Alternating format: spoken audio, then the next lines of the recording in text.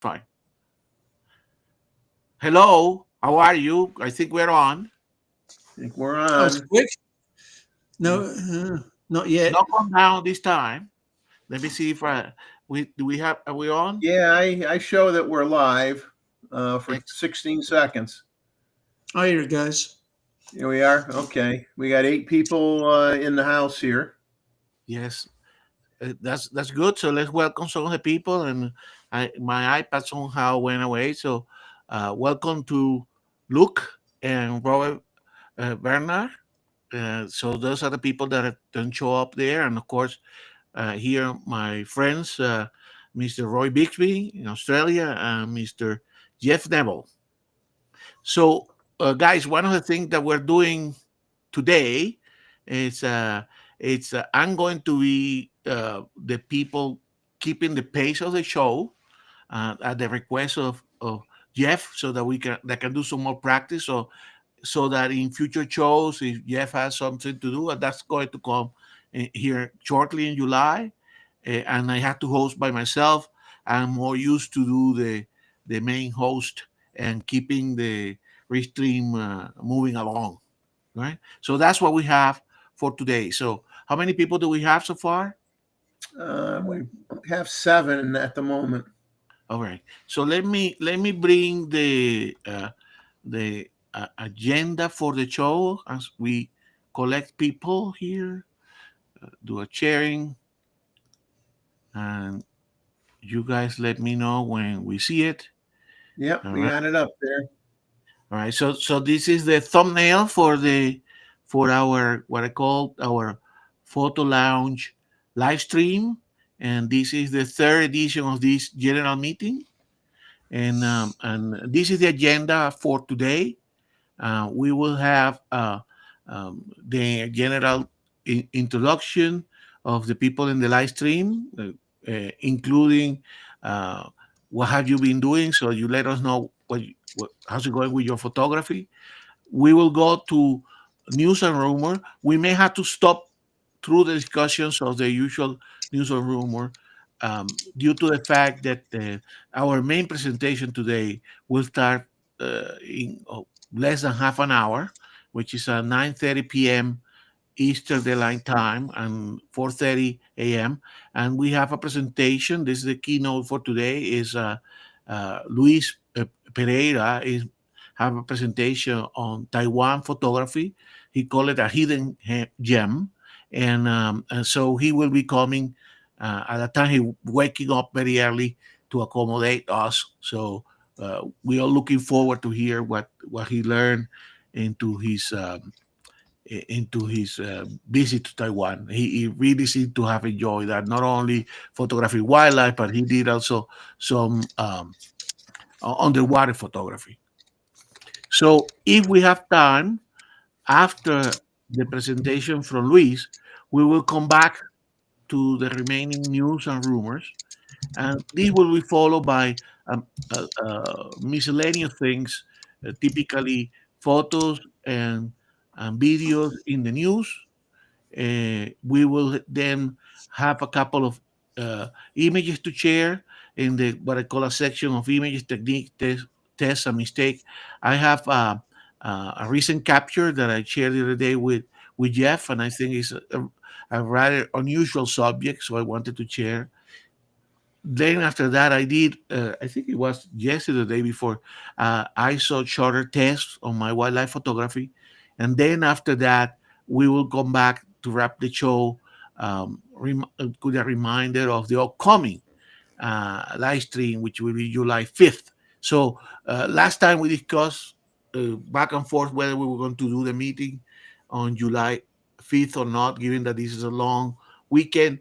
But after considering the other complications in the month of July related to the schedule, I think Jeff and I decided that the best option is to actually have that meeting the Saturday after July the 4th. Correct? So Yeah. let's see. But please start showing, sending your pictures to Jeff. But we will have a reminder of that afterwards. So who else has been showing up here So Well, we got James just popped in to say hi. He's got movie night tonight with the wife, so that's more important. So for sure, he's going to be watching the movie with her, thank you, and he's James. going to watch the show tomorrow. And Long Rider popped in, which is great. We haven't seen Long Rider in quite a while, so I'm glad that he stopped by. And other than that, we have who we acknowledged earlier. We got Robert Varner here and Luke and us. So we got right now we're only at 10, so it's probably, you know, hopefully that picks up. Hopefully that picks up in the next 20 minutes. Exactly. Okay, Mike Farwell just join us there in the chat as well. So let's go here with the introduction of what have you been up to. So why don't we start with you, Jeff? I know weather-wise hasn't been that good. No, I mean we had 2.5 weeks of pretty much rain every day. And now we're in that typical Myrtle Beach summertime weather where it feels like 100 or 105 degrees with a chance of a thunder shower pretty much every afternoon. So, and very humid. So that's going to be my life probably till mid-September. I wanted to just make a few comments of one thing I noticed today and just kind of going through some stuff at B&H, and I went and checked Adorama as well. All the digital Fuji medium format cameras are either back ordered or temporarily out of stock. So one can use your imagination as to the reason why that may be. But I found that very interesting because it wasn't just the latest one that came out with the fixed lens that John and Diana Ishii recently acquired. It's like all of them. The other thing is I watched a wonderful show today, documentary, that called Ocean, narrated by David Attenborough, and he's 99 years old now. So a bit of it was him talking about, I mean, his whole life has been a naturalist. His whole life has been sharing information about, and concerns about the ocean and wildlife in general. I mean, quite an amazing human being. And I happen to watch it or find it on Hulu. I don't know if it's on, part of it was sponsored by National Geographic, and there were a bunch of other smaller companies that contributed to the making of that episode of that show. But I would highly recommend it, and it has some things in it that will kind of bum you out, shock you a little bit, and then other things that give you reason for hope down the road with our oceans. And I'll leave it at that. But I mean, the guy is he's still going strong at 99 years old. God bless him. So, I mean, wonderful human being, great guy. I think I mentioned it in one of the live stream that when I was living in London, I met him. So I went to I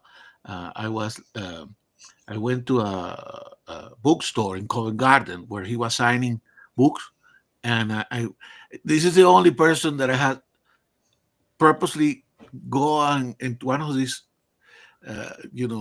bookstore to get this autograph. So that's how much of a hero he is to me. But anyway, so we digress. So next, Roy, what have you been doing? I've been slacking off for a month. Oh, no. What Very little. about your visitor friends of the Oh, alien kind? I haven't been posting them because they're always the same ones. They're all kookaburras, cockatoos, possums, kangaroos, everything like that I normally have. So nothing changes here. Well, Nothing new. quite exotic to us here in the Americas for sure. Yeah. So let's welcome also Bob. He just joined, and Albert. thank you guys for joining today. So, as I said, we are going to be talking a little bit about the news and rumors first, and then we stop as soon as Luis show up for the presentation, and then we come back to the rumors. So, on my side here, uh, I have been, apart from running errands and doing some stuff here in the house. Also, this is the time of the year that is quite busy with a lot of the nesting birds. So a lot of photography here home, very early in the morning because it has been very hot, even here in the outskirts of Denver. So, but that can be busy between, working with some contractors painting the house and um, and doing some yard work with some contractors. Then also first couple of hours in the morning doing some photography because I still have some nesting birds. So spring is the busy time for me. So that's what we have. So let's move to the news and rumors, correct? And section. And this is what we have. I know that during the last 2 weeks, which is the period since we last met, um, uh, there was the announcement, not the release yet, of the Nikon's CA firmware. Okay, given the time that is already 10 minutes into a show, we probably will be concentrated on this for the remaining 20 minutes until Luis show up. Okay, as you heard and you probably read, uh, it probably become available around July 1st, correct? I actually wanted to have these to do some testing. So for me, there is a feature, and we will talk a little bit about this focus delimiter that is important to the type of work that I do. And so as soon as that shows up, I'm going to test it. So I'll let you know probably by the time of the image review if we have some time at the back end. So we're going to talk about that. Now there is other rumors. On the other side, on YouTube and other camera system, I see the other important one that we can talk a little bit about here. Obviously, that was the big, which has become one of the biggest trade show here, which is BHA Built 2025. And I know last time we talked about people attending um, the show, and I believe some people in the audience may have attended. So if you attended Built, you are in the around the New York area and you are here, please let us know. We obviously watch some of what was rebroadcast from the main stage, okay? And many of the YouTubers also put their impressions of the basically the trading floor of the event and so on. But there is no substitution to hearing from our cohorts here. Okay, so if anybody attended, please come back to this. So with that, Jeff, I'm going to go to while we wait for people to comment. So let's welcome also Tim, aka Mossman, who joined us now here. Um, so let's go to the rumors. We have about 15 minutes before we switch to the main presentation. And guy, please keep an eye on the private chat in case that Luis shows up here. Okay. So Nikon C8 firmware 3.0 is a so-called defined major update. Uh, in this announcement, we have a description of some of the features that are going to come back from that. Some of which are going to be basically stuff that have been in the other more recent firmware on the cameras that have been released, and some that will be unique to the C8. Correct? So one of the things that has drawn a lot of attention is this world first combined pixel shift focus shift and AA bracketing workflow combined. So it's a combination not only of pixel shift but also the focus shift or the auto bracketing, auto exposure bracketing.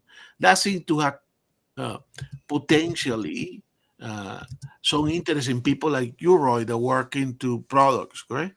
Because you will get a greater dynamic range in the case of auto bracketing, or if you need to have multiple images to basically, present your product in complete focus. That will be also people working with insects and collections of stamped minerals, other kind of stuff are very interesting. So that's something that I would like to experiment, but it will not be the first thing that I will experiment. Any comment on that from you two guys on that particular Yeah, item? look, I think pixel shift is good for things that don't move, but Exactly. probably a bit overrated. I I mainly use it on the Hasselblad more than the Nikons. As I said, it probably 10 years or so.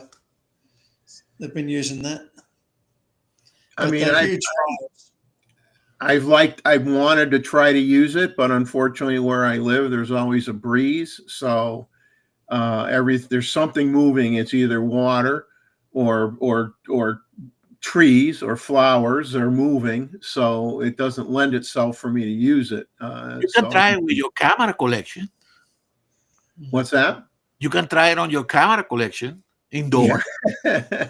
I could usually get enough depth of field without having to do Focus. shifting the focus, though. No, For I me, think anyway. I can try indoor, flowers indoors, and that kind of stuff. Yeah.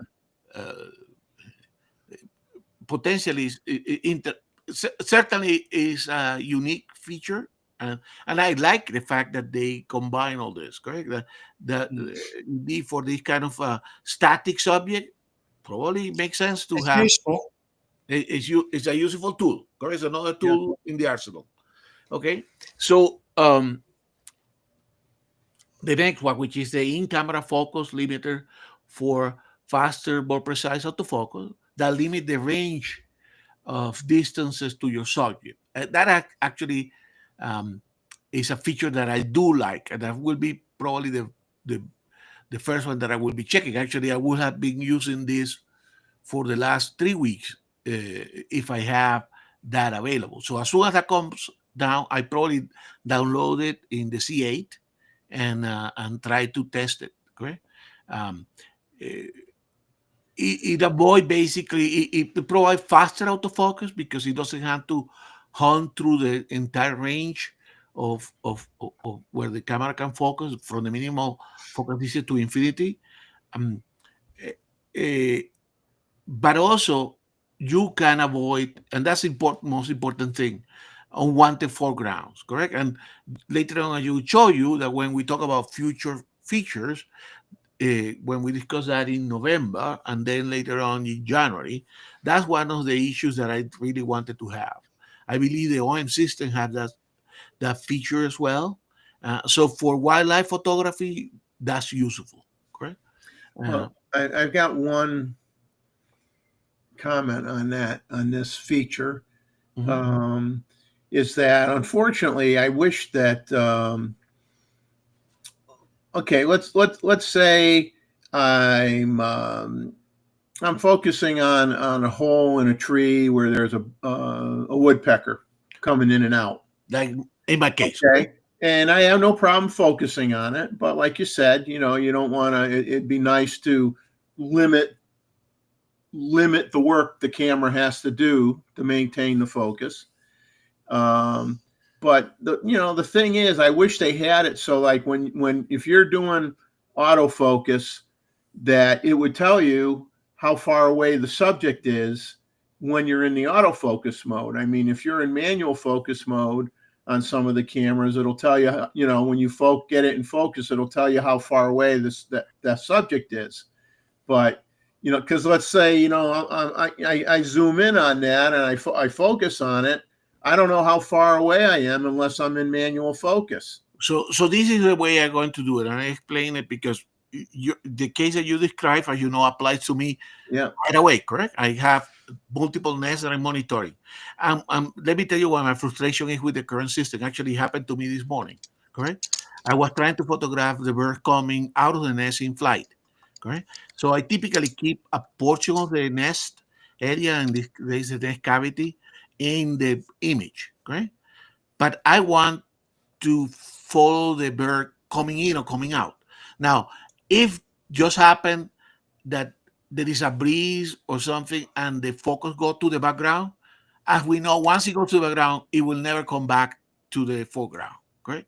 So by limiting, I prevent them to ever go into the trees that are 100 yards when I want to photograph something that is only between 10 and 30 yards. Correct. Now, with regard to what you said, I remember we don't have it, correct? We haven't experimented. I believe some people like Mark Erwin, he mentioned that he had tried, and Bobby Tonelli, he mentioned that he had tried, and actually a comment in their show on Thursday because they were saying it doesn't give you the distances. He was trying on a uh, adapted G lens or an adapted G lens or an adapted Sony G master lens. But anyway, all the adapted lens is not going to work. Now, the way I want to work it is when you get, uh, I still keep my manual focus active, correct? Because Yeah. sometimes I have to come back, let's say when it goes to the background, quickly back into the foreground to engage again the autofocus, correct? And that happened to all the camera systems, okay? So once you engage with the C lenses, once you touch the focusing ring, it tells you the distance, correct? So so you have to do, let's say the case that you described, which applies 100% to Yeah. me, right? I would check the distance is to the area where the next cavity is. It's 10 meters. Well, then I will go and program nothing in between, anything keeping focus between, let's say, 8 meters, okay, and 15 meters. And that will be a short range that Yeah. my subject will still be sufficient focus, the autofocus will engage. It will not go back to the background at 100 meters away, correct? So I think, but obviously we don't have it. Yeah. That's the way I want to test it. Next time we meet together, I will probably have tested, and I'm sure many of you too as well. Okay? Yeah, that's what I want to do. Like I said, unfortunately, the only way you're going to get the distance accurately is to switch to manual focus Briefly. Yeah, briefly to get that distance, and then say, let's just say, for me, if I'm 30 feet away from the subject, and I might say, okay, I want it between 28 and 32. exactly. And Jeff, I mean, all the time, and you know, correct? Yep. And I hear all the other wildlife photographers, uh, complaining about that with all the camera system. Once you go this autofocus system on the mirrorless camera, when it goes to the background, it will never go back to the background. Even and also the fact that sometimes it focus, if you have a blade of grass in the foreground, it tries to collect there. I don't know if you saw Jan Wagoner, he was complaining about that. Okay? It, it's common, and he used a Canon. Okay? I mean, It doesn't matter what brand it all does. You get that blade of grass that the wind's blowing, and all of a sudden it's doing one of these. yes. Okay. Have a nice Interesting would day. be if it would be interesting if it's also work with auto capture, because I try to keep I use auto capture quite a bit, correct? Or try to, and it doesn't work all the time. But and you can limit the distance in auto capture as a criteria for auto capture, Right. You're supposed to be able to put in that. but it's a criteria. Yeah. Still, the camera can go far away, Yeah. correct? So I think you can program it differently. Now, let's see how Nikon implement this, because it could be the implementation, how easy is to navigate. I think people like David get frustrated because if you don't use auto capture regularly, man, to navigate to auto capture and program it correctly is a pain in the rear, right? So you have to be dexterous on what to go to auto capture quickly, and if you don't use it regularly, it's not simple. So let's hope that the implementation of this is good. So anyway, enough discussion of that. I come back on that later. Obviously, the other things are like issues like create your own flexible picture control and a studio and save it into your camera via the memory card. I think for the people that use that, I don't use it. I'm a 100% raw shooter. Uh, so I do all my any profile that I use is all in Photoshop. But I guess that people use that. Um, the N-Log view assists are being updated to enhance contrast and details for more accurate waveform exposure and display of external monitor. Actually, that's for the people that are doing video. That could be useful because it will show uh, something that is capturing in N-Log that probably will look rather flat, correct? In the monitor, the way it will look after you do your processing. So I understand that's useful, correct? It's like having access to a JPEG, which we do have when we do the preview. It will show you not the flat looking file of a RAW, but it will show you more or less whatever settings you have, correct? But this will be for video. The autofocus areas C1 and C2, yes, I have those programs. They were the current implementation is quite limited on the aspect ratios that you could do. So this extend that to the entire uh, screen, all the area, and allows for very uh, a, very interesting uh, geometries, correct? Very skinny ones, or the entire screen, etc., etc. So who else has joined since we last talked here? David is on the chat now. Any comment on the chat, guys? And Well, we got, I mean, Albert, hello to Albert and other, and obviously Bob, we mentioned him. And so we're up to 13 people anyway. So that's good. And David's in here now. And, I mean, I think that it's a big deal to me that C1, C2, flexibility, making it even more flexible, I think is kind of a neat thing. I mean, because you only had a few options with that before. So I think that's kind of a big deal. I'm going to look forward to seeing how much I could fool around with that. exactly, and I have used it like sometimes as around a particular feature that you want to exclude or include to trigger, let's say, the app to capture. So for me, it's useful to have more flexibility on the patterns.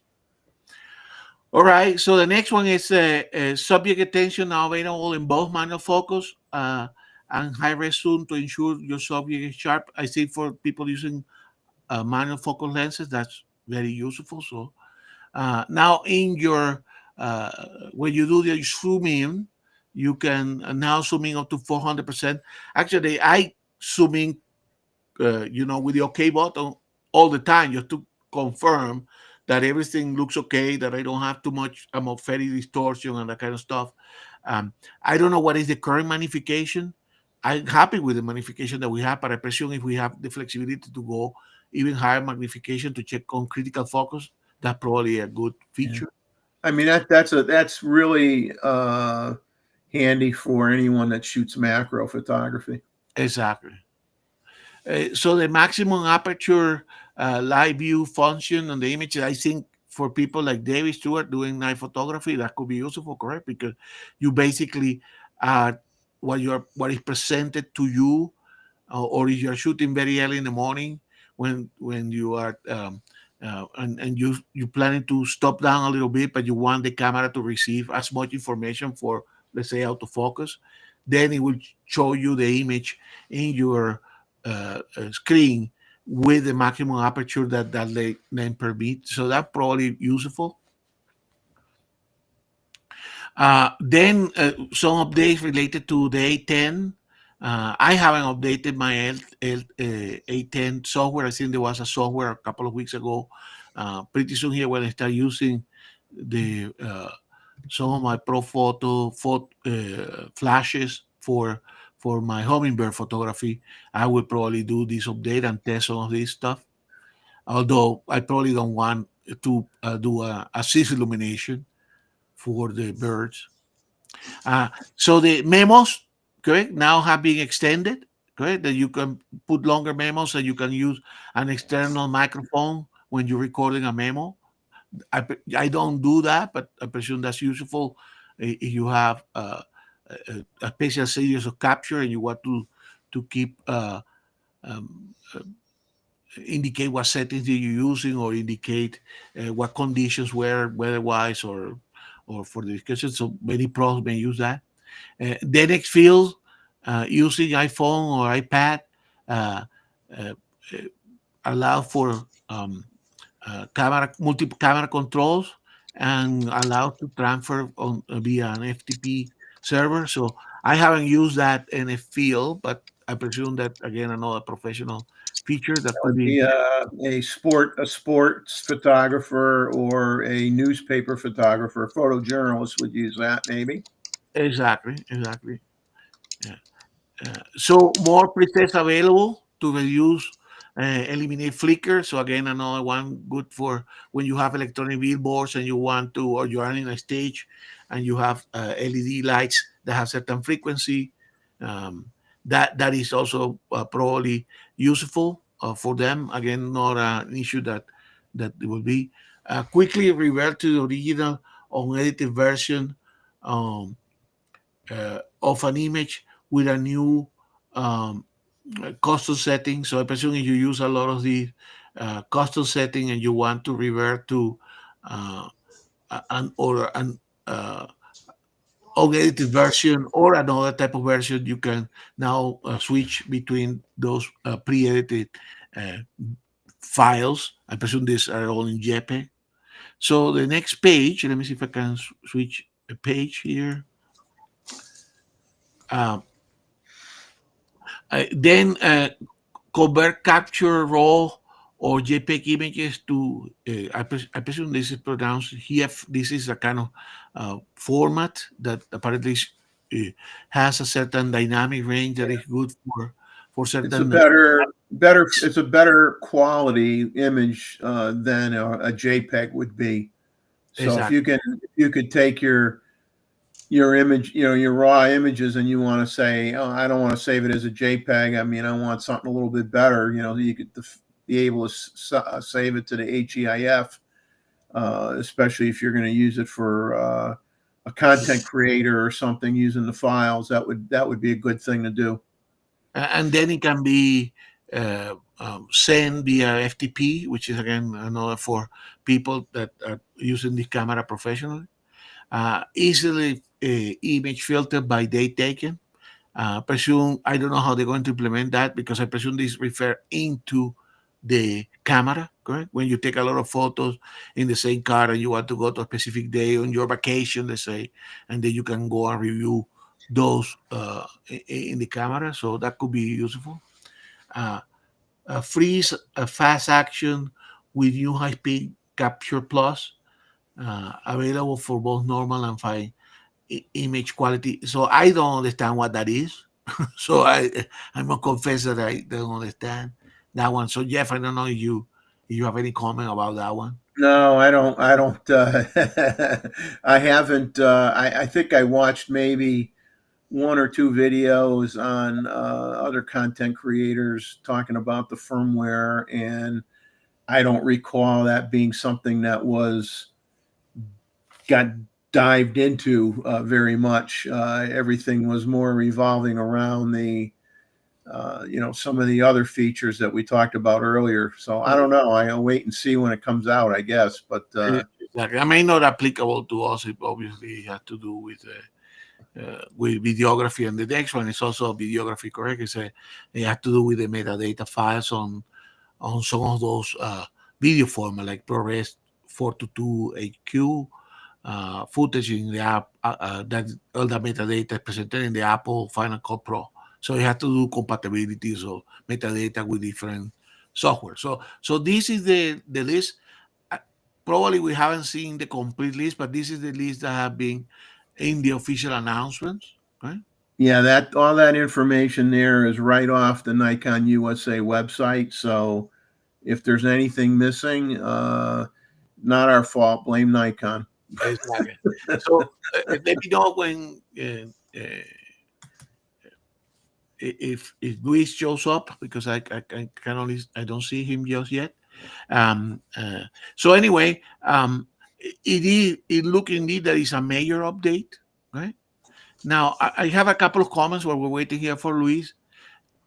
You probably don't remember these guys, but remember in November 2024, we talk about what kind of features we would like to see in future cameras, okay? And both on the hardware side for general cameras and in the software side. Obviously, our first one is pre-capture in RAW, which we talk a little bit about later. Unlikely we will want to see that one, but this feature of focus distance limiter, which is what we have in this version 3, is it was part of our list, the list that I put together for our discussion. Okay, now and for anybody, if we haven't had anybody in here that was new, or we get anybody new that watches this later on when it's available on YouTube, you're probably saying, well, I already have a focus distance limiter on switch on my lens. And that's true, but I mean, I think there's some Sony lenses that have multiple focus distance limiters on their switch, whereas Nikon typically only has 2 ranges on their switch. And what this will allow you to do is basically have an unlimited preset focus distance limiter based on your criteria, what you want to have. So that what you have in front. deal. Exactly. You know, that is a big deal. Yeah. So we talk about that focus limiter also on the next gen of camera, correct? And so we say for the C9 II and this eventually the C8 II, we wanted to do that. So in this case, we have one of the things that we wanted for future cameras in the cameras we already have, correct? Which are all Gen 3 cameras. So discussion point here, and please, guys, you are here in the chat, please comment about these discussion points that I have here.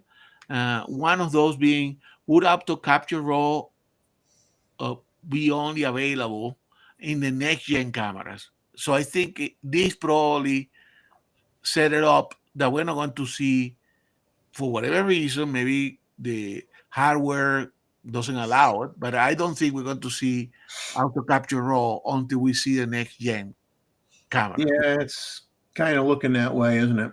Exactly. So let us know if you agree with the discussion we're having here. What I think we will see is another major update on the C9 before the announcement of the C9 II. So I put it as a question mark because we know that the rumor announcement for the C9 II will be in Q3 or Q4 of 2025. But given that now the C8 has all these new features, I don't think this is going to only remain on the C8. So we may be able to see another major update on the C9, the current version. I think they should. I mean, I think that both the Z8 and the Z9 are considered flagship cameras, but I mean, the Z9 is for a handful of things is a bump up a little bit, and I don't think you ever want to have that behind the curve versus a Z8. I think it has to be right there with it or slightly ahead of it. I mean, you did pay more money for it. You know what I mean? Yeah.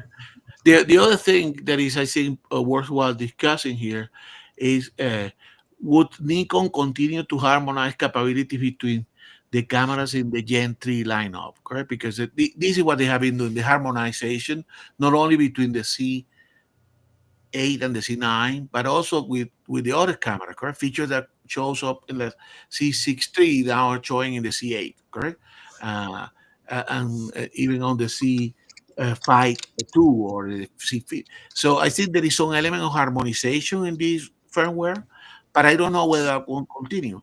And then, so what do you think about that? I think they will probably continue this path because it makes sense, correct? We know that people are expecting the C6 III to have some update as well, correct? Yeah, I mean, I think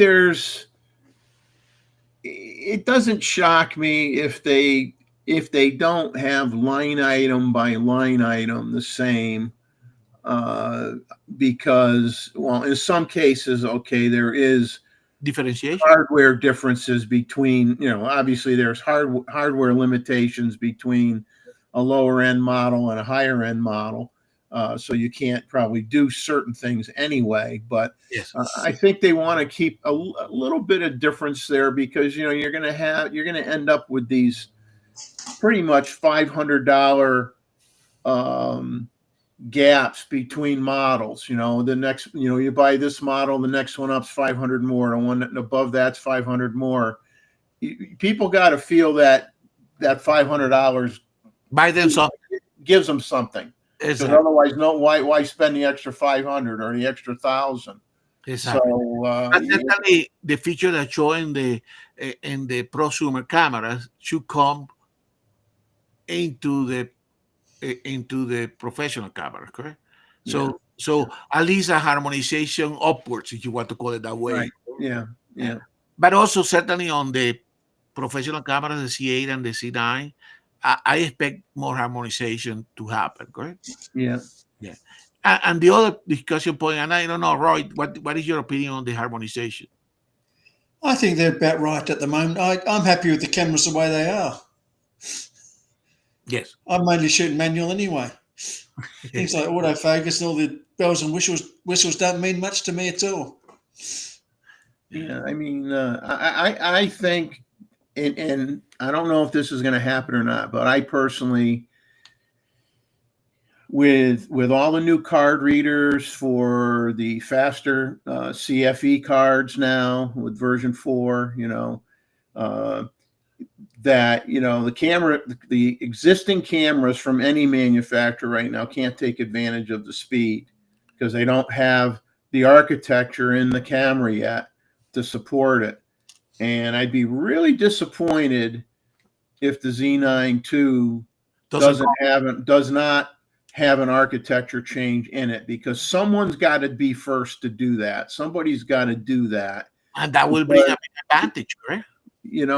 Because you want it, I mean, great. Yeah. Like, Gustavo, like you said, when you bought your first one, it was kind of like the future-proof it. You said, well, I realize I can't benefit from the speed now, but it'll work in the camera, and then I have it for later on when something new comes out.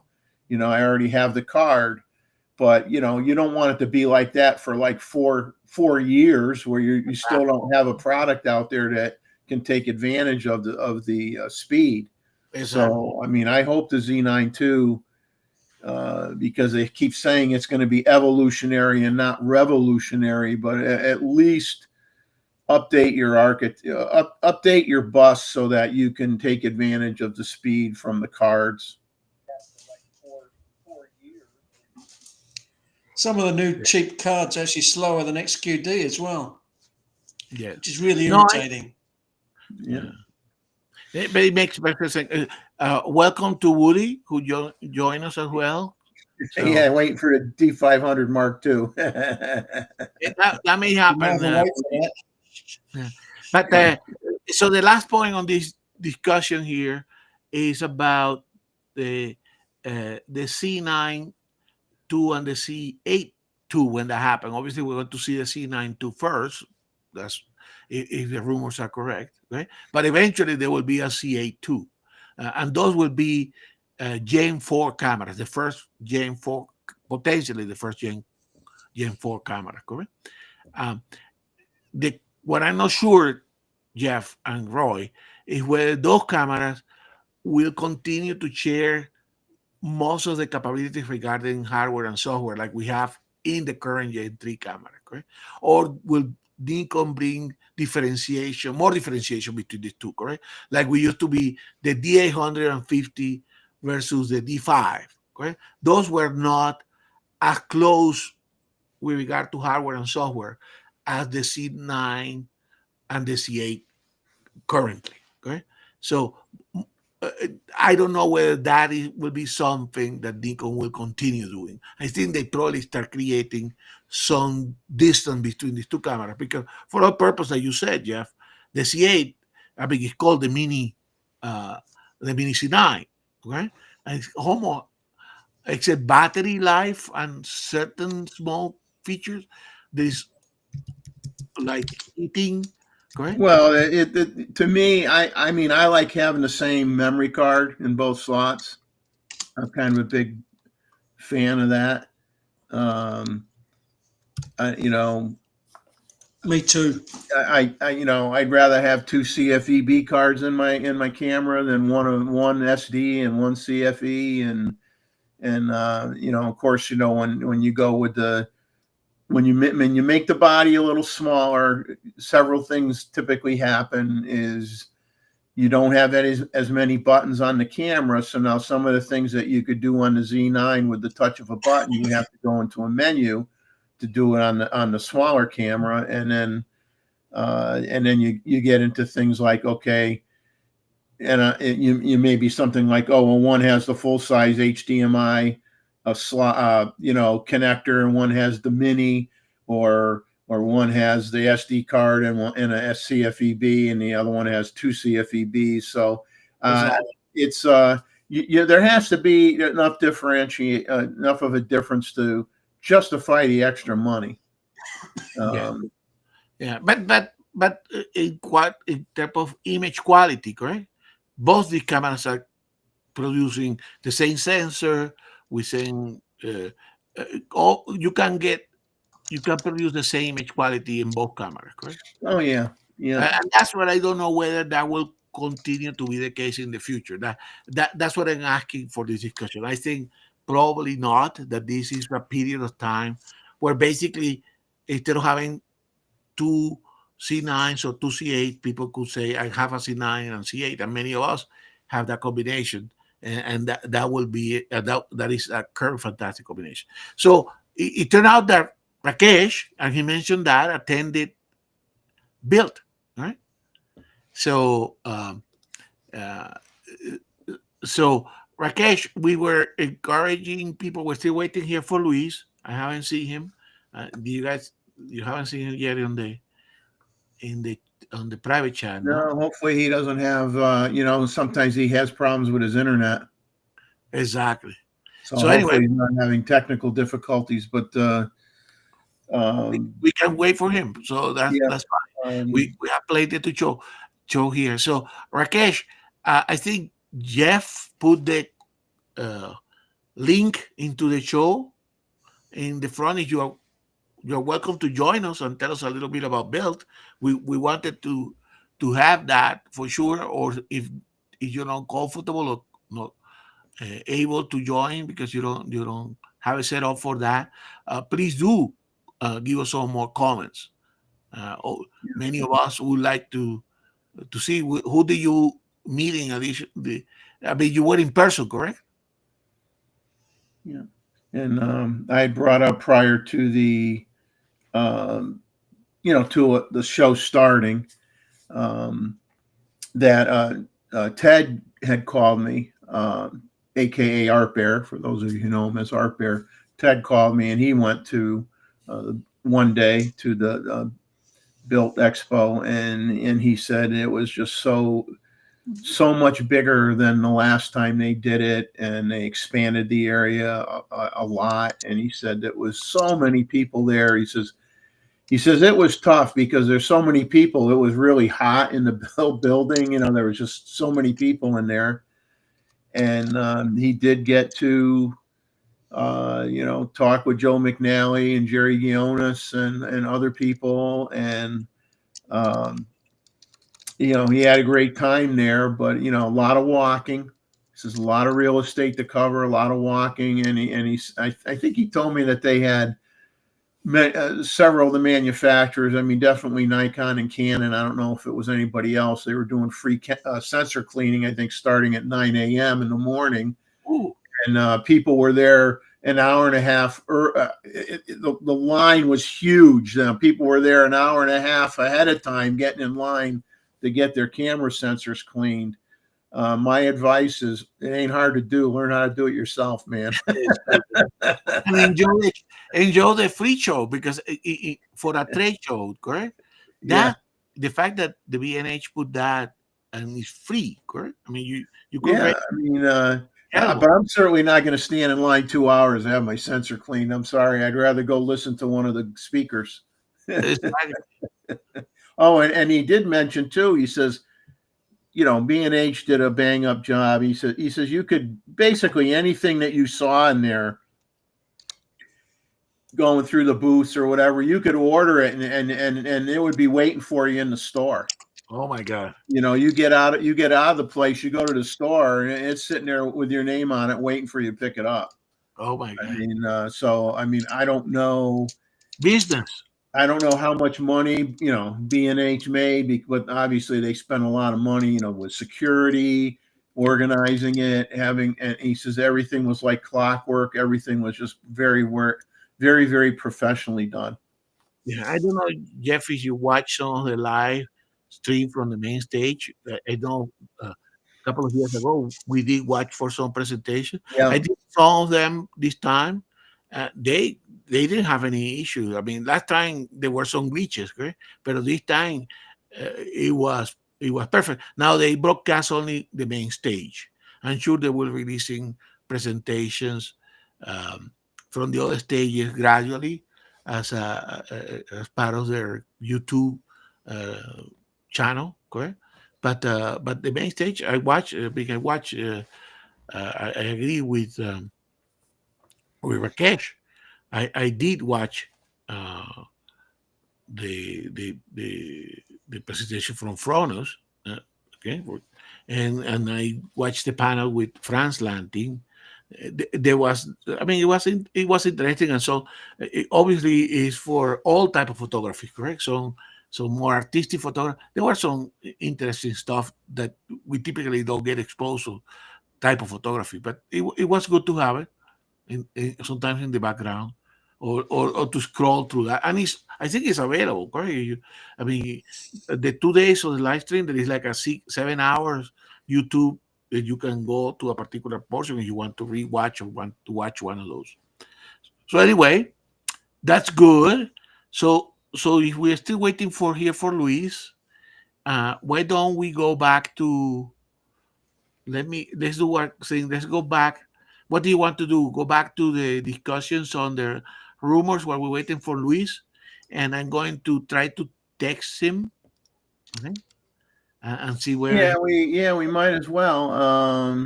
But let me go back to the slide, so you can talk about this. Oops, we can talk about that slide. All right, let me share back again.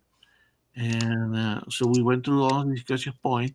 And guys, please comment, right? Otherwise, it's tough for us. Okay, so we discussed most of the top two, Jeff, correct? And you Yeah. know the rest here of the Deacon side and some of the other stuff that is happening in the YouTube world and with the other cameras. And when you're doing some of that, I'm going to check if I have an email from Luis or if Okay. not, I'm going to send a text. So everything you see under the Nikon rumors section was, give credit where credit is due, as I always say, and it did come from Nikon rumors themselves. And Roy is showing a TLR.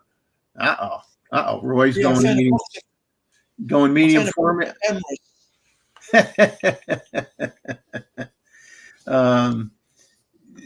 So a few things that they brought up was that that supposedly made to be available for shipping maybe this year would be a silver chrome version of the Nikon ZF. An announcement in any case probably before the end of the year for the Nikon ZR, which is going to be a video centric camera with some the R in the word ZR there is for red. It's going to have more red technology in it for the video features. The Nikon Z9 II, I think they're going to do the same thing they did when the Z9 came out. Was you had that announcement, in December timeframe, and then first quarter of the following year it became available, or a couple months later people were able to start getting it. So, maybe by late fall, we'll start hearing more details on what's going to be in the Z9 II. And then there's going to be supposedly some lenses, 100, either a Z mount 100 to 300 or 120 to 300 f2.8.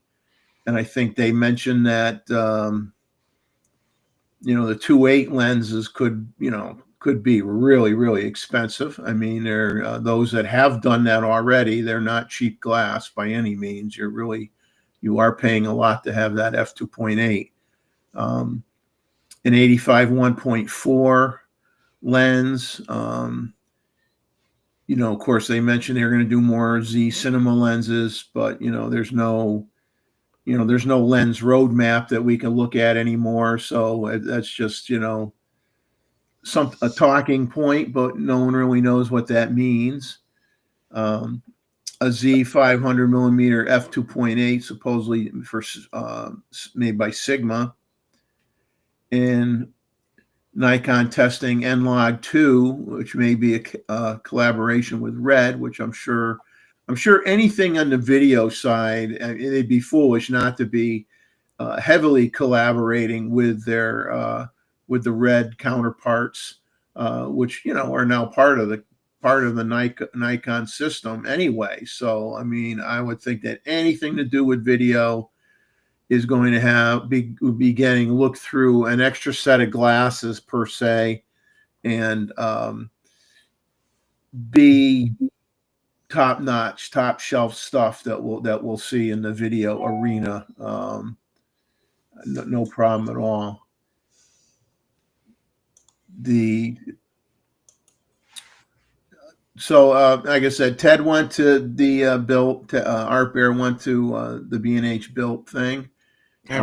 Program, and he liked it. Very crowded. He said, I probably wouldn't have liked it. I mean, me and crowds, I mean, if it's like a rock concert, I probably would not have enjoyed it if it was like, he says, he says there was somebody there that had 3 cameras on them with long glass and everything, and we're both laughing together on the phone, because like, why in the heck would you bring long glass to an event like that? There is absolutely nothing that you need long glass for, other than to show off and try to say, look what I have, because I mean, that's just absolutely foolishness. And he says, and there's so many people, everybody's bumping into everybody's cameras and hitting everybody's cameras. He says it was really, really crowded. So yeah, for the guy walking around with three camera bodies with long glass on them, I think you need professional help. The Sigma is going to come out with another Art Series lens, a 17 to 40 millimeter f1.8 DC lens. Those lenses, some people, I think David Stewart has an Art lens, if I'm not, for f mount, that he uses for some of his astrophotography, or Aurora Borealis photography. The EOS R7 II is supposedly not going to have a mechanical shutter. And Grays of Westminster, they have an image review next week with the theme being pets.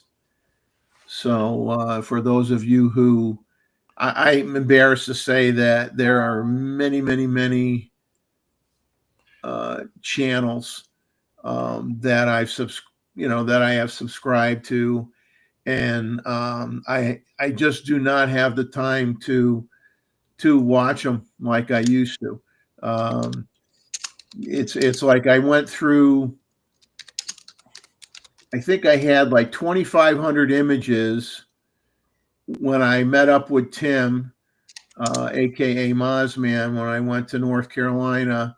I think I had 2,500 pictures I had to go through, and I went through those, and then I had been accumulating multiple visits to the park and other places, locally, and I had not dumped the files like after the shoot, so I'm like, I said, I don't even know how many I have in here. And so I went and I put them into the computer, and I had another 2,500 pictures. So I've got that knocked down to 900 now, and still working on it.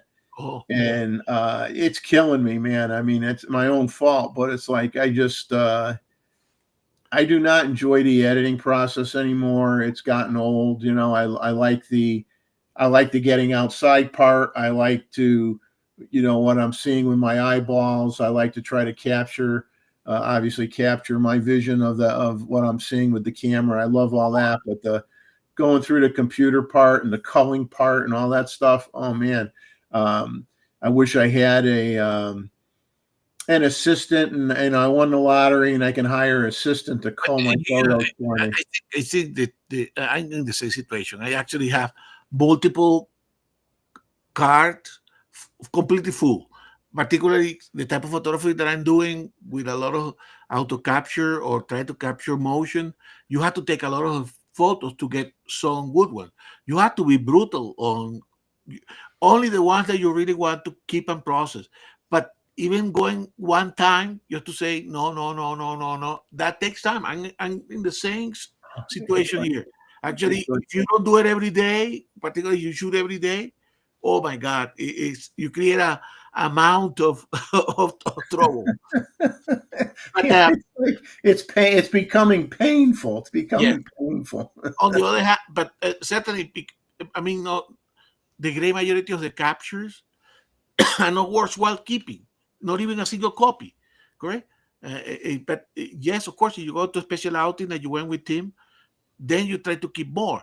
But if you're something that you do every day, like I'm monitoring a few nests or some project, I'm keeping, you know, I make sure in the morning 1,000, and if I keep three or four, the three or four that are good ones that have perfection. Well, the rest I have to go to the bin, and they still have problems. I have, you know, a lot of cards that are full of stuff that I haven't reviewed yet. Okay?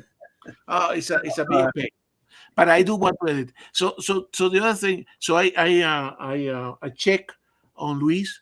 He hasn't responded yet, but I think he or I made a mistake with the timing because he even sent me a confirmation. Yes, 9:30 Eastern Standard Time, 4:30 a.m. on Sunday in the Netherlands, where he is. Well, it's not 4:30 in the Netherlands here. It's just about 4 o'clock. So I think he will come back in half an hour. So so again, we got here confused with the time zone differences between us and Europe in this case. Okay, so that's the explanation why. So let's continue with our show. Roy, you mentioned Becky was back on Grays. Is she on there more? Is she on there like regularly now, or just still once a while? No, she was on this week. He here. So Luis, take if you're listening to us, yeah, take your time. I think we crossed our timing, so I know you should come in. I mean, you come anytime you want, correct? But we were expecting you a few minutes ago or half an hour ago. But we have plenty of material here for discussion. So when you're ready, let us know in the connect. Let us know in the private chat, and we bring you in, correct? Because I obviously you're the keynote presentation for today. Okay? So we just going through the regular stuff. Yeah. So we went through everything on the list there. So it would be interesting if Canon also start ditching the shutter, which I'm in favor of that. Okay? And the issue with Grace of Westminster that I mentioned is there is a 30 minutes. In 30 minutes you should be in. That's perfect reason. So anyway, is that there is Joe is, let me see if I can, you see, I got him for you. You see, when Joe show in your restream, it doesn't show mine. Uh-oh. Well, you want me to get rid of him? I could do that. Watch. Because Joe's been ditching us, for such a long time here. It's like I think we should just he's gone. He's gone. Now he's back again. Oh, we could have fun with this. Okay, all right. We'll let him stay. Oh, I get it. We have Gustavo running the shop here because the whole and I'll let everybody know that's here. I mean, you got 19 people now. Is that when Chuck stopped doing, I had gone to doing the photo review only, and Chuck was doing the other weeks of the month, and then eventually, that became a bit much, and so Chuck, backed off from that, and then we wanted to have at least another show during the month, and so we picked the third week of every month to do a 2-hour show, and Gustavo was gracious enough to volunteer to get familiar with the Restream app and working with me and putting together the program, and that type of thing, and getting to the point now, because I didn't really want to be doing 2 shows a month like forever anyway. So we're now at that point where I want him to run the show this week, and next month I won't be here because I'll be in Connecticut getting my grandchildren, picking them up, 2 of them up, and bringing them back to Myrtle Beach for a week. So I want him to get his feet wet some more tonight and hitting the buttons and controlling the conversation and everything. And eventually then I will just be Did I pass or fail? I will be a panel member that I could like boo and hiss and cheer and go or whatever I want to do. And That's my job. And but you haven't been doing any for a while. Nothing to complain about yet. But anyway, enough of me talking. Joe, what's going on with you? Exactly. Yeah, I don't know. It's been a while. Yeah, work's been really, really busy. We just had our volunteer award program go public across the province, so I've just been busy with that. Choosing the winners and then interviewing each of them in their respective locations, learning all about the nonprofits, obviously fulfilling the donations, all that good stuff, and then publishing all the content. So yeah, it's been really hectic, but it's been really good. I got to meet some really incredible people and still been doing a little photo video on the side here and there wherever I can. So yeah, I did video for the golf course recently, just out near the mountains, and did some more photos for the distillery. So yeah, just been staying busy and keeping my head down, just trying to crank out content. Hasn't been like content for myself, but I can't complain. Being paid to do content's always a beautiful thing, and Exactly. I get to tell some pretty cool stories. So yeah, how about you guys? What's new? It's been a while. Yeah. Well, we got a presentation in about 20 minutes from Luis. So that will be very interesting. And of course, the other portion about what we have been doing, you can rewind it and watch it tomorrow. That's perfect. I mean, I need something to do on my Sunday mornings, Gustavo. So thank you for Exactly. filling that void. This is the issue. I agree with Jeff. I think the cadence of regularity that we have now is good, but also a lot accumulated in 2 weeks, correct? Particularly for people like me and Jeff that like to talk a lot, correct? So by the time we get together back here, we got so many things to share and talk that we can never make it in 2 hours, correct? So we always have some more stuff to talk. So anyway, so we talk about while we're waiting here for Luis, let's go back to some of the other stuff that I have for later, because obviously we know Luis' presentation is going to be about an hour and a half long. He has a lot to show us about his Taiwan trip. Correct. So let me go and share again, and we can go back to. Oops. You see, this is what happened here. I threw it up for you, Gustavo, ahead of you. Okay. Thank I you. shouldn't have done that. No. I got to be hands off tonight. No. You're doing fantastic. Hey, I'm always mess you up as well. So this is the presentation. So we go back. So I think a couple of weeks. It was not the last image review, but the last general meeting. I recommended this. This was a PBS video that was being announced, a documentary called Mr. Polaroid. It's actually about the inventor of the Polaroid system. I watched it. I think we met on the Saturday, and I watched it on the on this series of program called American Experience. This documentary was fantastic, right? I think you can still watch it in YouTube, available for free. I recommend, for us photographers, I mean, this guy was like the Steve Jobs of the 40s and 50s. I mean, he got in so many things. Correct? He was really a guy. I mean, he was advising the Pentagon, and he was working on the Polaroid. He's one of those kind of bigger than life type of personalities, and also, of course, related to the photography. As good with those bigger than life personality, is a little bit, is not everything perfect, correct?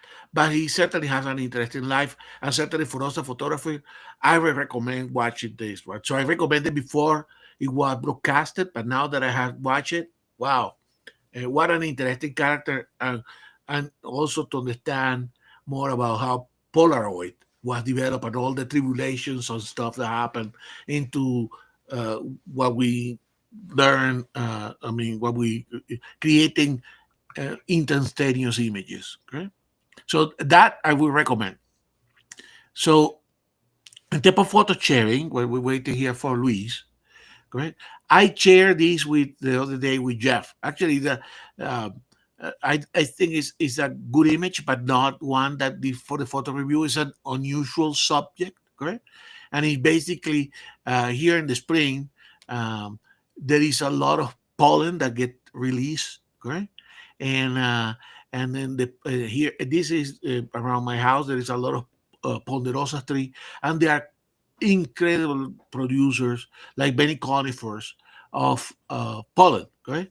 So particularly you have a couple of wet days, and then you have a dry day.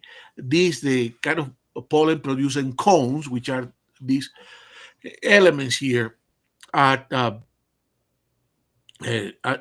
create a tremendous amount of pollen. Everything get coated in yellow. It's like a gigantic cloud, right?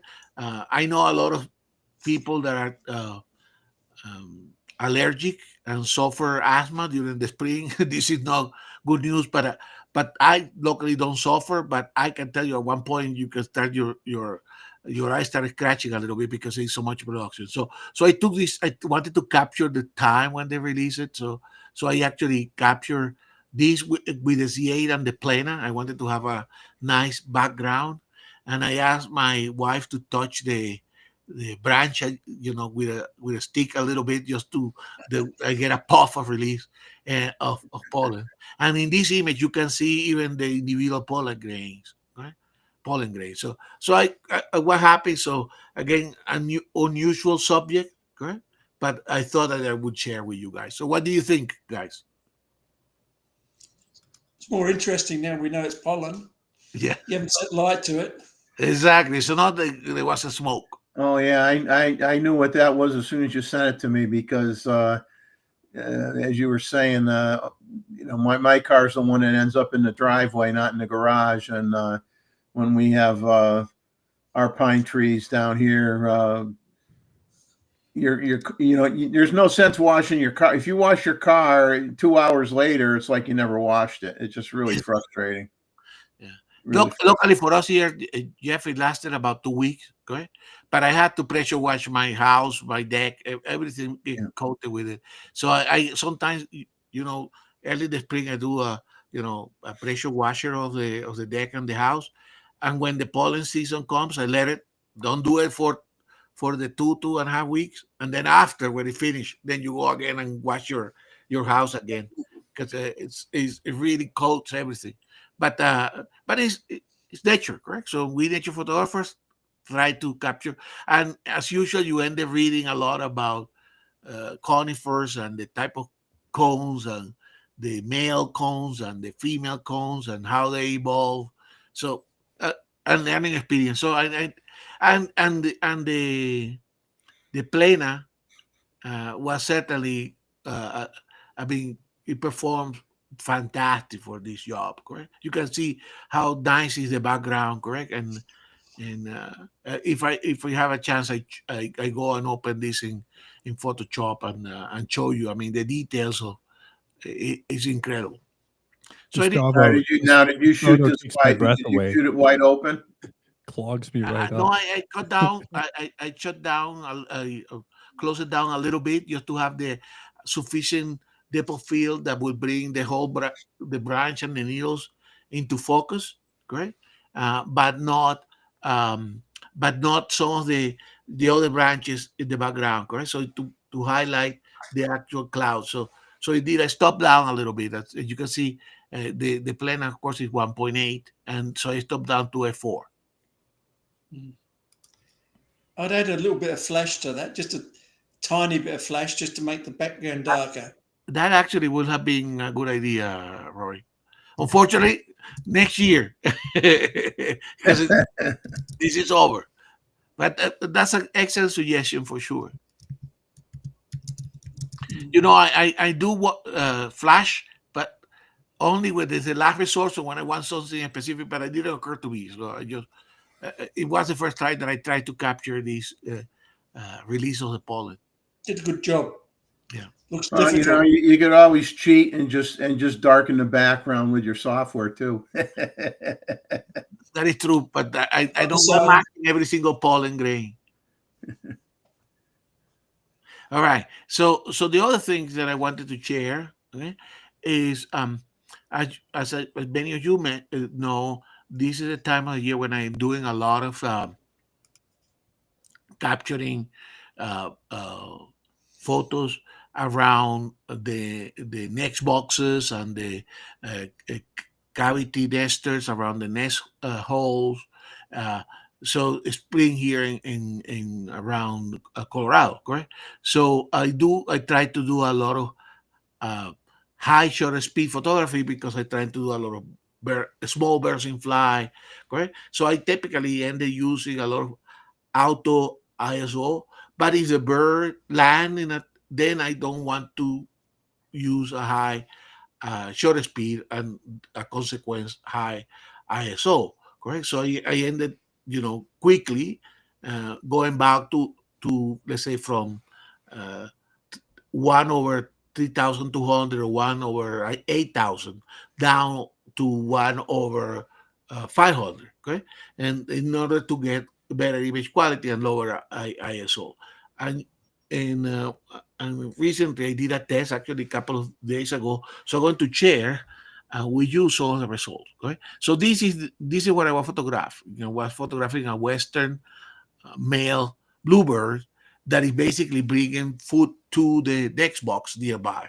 And I know this guy, before getting into the next box, land on this perch, correct? So I was ready to prepare to capture at the in flight from this perch into the box, but he landed there and stayed, and it was very early in the morning with a beautiful light. So I wanted to do some capture of him posing. Okay, now because I'm trying to do this in flight, and this is a small bird. You see, my defaults were 1/8000 of a second, and the ISO corresponding in auto capture in manual mode, but with auto ISO was ISO 4000 at f4. Correct. This is with the 600 TC lens. Right. So I was trying. So you can imagine that I wanted to check. Okay, these were birds static. He's waiting here before he goes. Whether I could quickly go back to a lower speed, right? And in this case, I start lowering the speed, taking some photos, lowering the speed, taking some photos, correct? And so it went on progression from 1/8000 to 1/2000 to 1/1000 to 1/650. By the time I get to 1/650, the ISO was 280, right? So this is just from the prior one to third of a stop, but this is several stops below. Right? Okay. So Luis, I think he tried to join. I cannot bring you until Jeff comes back. Correct. So you hold on there. He's coming back in a second. Okay. He's the only one that can bring you in the. Oh, I'm sorry, guys. This is a problem. because my chin just, yeah. So let me show you here what, and Roy, I may have to disconnect and connect again, but I wait until Jeff is back, and we welcome Luis to do that, because I zoom in. So let me go back. Let me go through this. So this image, the first image, and I don't know what you guys are seeing at this moment, is a close up, a real close up around the eye. So this image is the first one, 1/8,000 of a second. Okay, and the ISO was 4,000. Okay? Now I have followed the processing, so I typically go through DX or raw processing, correct? So the noise, as you can see, hardly any noise, correct? So I wanted to see at what point the image get impacted by the fact that given with the best software that we have, that you lose a little bit of the detail, okay? And we can discuss it a little bit later. But you can see, I mean, the image to me looks good, correct? I mean, consider that this is ISO 4,000, 8,000 on a second. The next one is when I lower, I believe, 2 stops, correct? So I went from 1/8,000 to 1/2,000. Now, at this point, the ISO, I think, is about 2,000, correct? I mean, you can probably see it, and I cannot see it anymore because of the zooming that I got here from in my image, but I think the conditions are there. I mean, you cannot have more resolution than this, correct? I mean, you can see every single feather. You can see the detail in the moth, okay? Now, the next one is another stop down, and actually, there is hardly any difference between these two, okay? And the final one is at the 1/600, 640 at an ISO. You can probably read it there because I cannot read it at this moment. But basically, anything below 3,200 ISO with the modern processing, you don't lose almost nothing, right? So you stop down because you want to capture a better quality image, but in reality, as you can see here, hardly any difference. There is some difference between this one and this one, but all the other ones are almost equal quality. Right? So anyway, so Jeff is, let me see if I can do this. I better wait for Jeff because I otherwise I'm going to mess up. So any comments on this one, guys? I think Great his dog's photo, sharing Gustavo. off. I have to run, but nice seeing you guys. Nice seeing you. Have a good night. Let me see if I stop sharing where I can bring Luis here.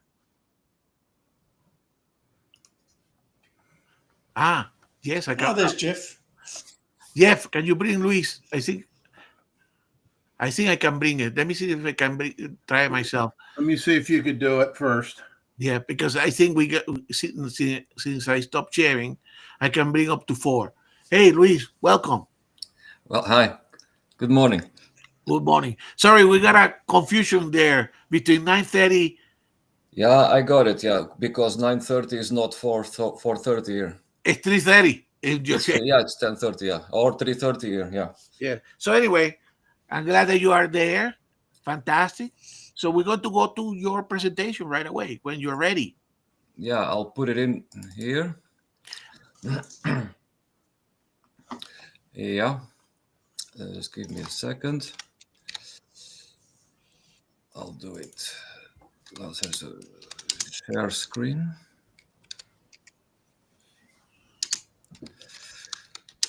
Window. So how many people do we have now? I mean, that went completely out of 13. excellent. Thank you. Do you see that on your screen, Gustavo? Does it show you how many people on your screen? Upper left-hand corner. Okay. That little Looks like an eye. Looks like an eye with a number next to it. Okay, thank you. I'm trying to share already, by the way. I don't see it yet. I see it on my screen. You don't see it on your screen? No, Pretend you're bringing somebody into the show. I You think see I it? think no, I can't because remember I limited to 4 people that I can bring. So Okay. you may have to do this. Yeah. Okay, Luis, it's all yours now. So, Let me maximize this here. okay, very well. Okay. So, giving a presentation over my recent trip to Taiwan. It was from the end of March 2025 until, well, it lasted for 3 weeks. I think we arrived on the 27th of March, and you can do the count. I don't remember exactly. But we went all around the island, and I'm just showing mainly wildlife because that's what I shot. I'll talk a little bit about the country, and how surprised I was about the quality of wildlife that you can find there. On this map, you can see where Taiwan is. Taiwan is very often in the news for political reasons. We are not going to dive into that here, but you can see its location next to mainland China. And you probably see those arrows that I placed here, those red arrows. Those are the routes that most birds use. So if you go to Taiwan as a bird watcher, Okay. you can understand that along the mainland Chinese coast, you have a lot of migration. This is a case of spring migration, that they migrate along the coast from south to north. Some of that flow may enter Taiwan or not, depending on the winds, or if any bird gets lost. Okay, but what is interesting is that Taiwan is in the migrating path from the Philippines to the north. So there are bird species that spend their winter in the Philippines, and then they migrate from the Philippines or further south. They can come from Borneo to Taiwan, and from Taiwan, a lot of them follow those islands which already belong to Japan and go further north, or they jump over, I didn't put that arrow here, to mainland China and go further north along the coast. So Taiwan in spring, if you are there too early, you only see birds that spend the winter in Taiwan. If you go to Taiwan, say from March till May, you may catch up also, depending on the species, birds that are in the Philippines or further south and then migrate either along the coast, well, generally along the coast of Taiwan to the north. Beautiful. So we were there, say, on the early side, but the south of Taiwan is already in the tropics. So it's never too cold in Taiwan, but they have mountains. I didn't know before we thought about going there. They have lots of mountains above, or peaks above 3,000 meters, which is now 9,000 feet, or even up to 4,000 meters, which is 12,000 feet. So those mountains right at the top can get snow in the winter. And yeah, so it can be a very interesting island. The sea was already quite warm when I got there, so I'll show you just a few pictures of that as well, of the coastline. I'm just trying to go and did I move a picture now? Am I showing? Yes. Yeah. Okay, Yeah, you're very showing it. Yeah. So this is Taiwan. You see, it's very mountainous in the center and a little bit more to the east side. Along the east coast, you have roads or tunnels, because the mountains go all the way down to the sea in some areas. And then on the west side is very flat at places and is very densely populated. We're talking about 23 million people, if I'm right. Wow. And I wrote down that it's half the size of West Virginia in the United States. Whew. And for a European comparison, is bigger than Belgium and Luxembourg together, Okay. just about. But 23 million people, but they all live pretty much on the West Coast. And Belgium and Luxembourg will be like 10 million, correct? Yeah, something like that, 10 to 11, not Yeah. more. Exactly. So it's very well. It's the central, let's say, the central part of Western Taiwan is really. I only drove at the edge of it, but it's building after building after building, and I mean tall buildings. I mean a lot of people live there. But central Taiwan, the south and the east are really, really sparsely populated, definitely by comparison. This is the trip that I did. Wow. So here not in the extreme north, but the second one here, Taipei, we arrived at the airport, which is to the west of the capital. Took the train to central Taipei and stayed there for 3 days. So we saw all the cultural stuff, got used to the country, dealt with jet lag. It was, I think, 13 hours flight from Europe. We actually met a gentleman that arrived on our first morning. We talked to a gentleman that arrived on that morning from New York. That's a 17-hour flight. Oof. On a direct flight. So we after talking to that gentleman, we thought, oh, okay, we didn't do that bad. It was all right. So first in Taipei, and then I rented a car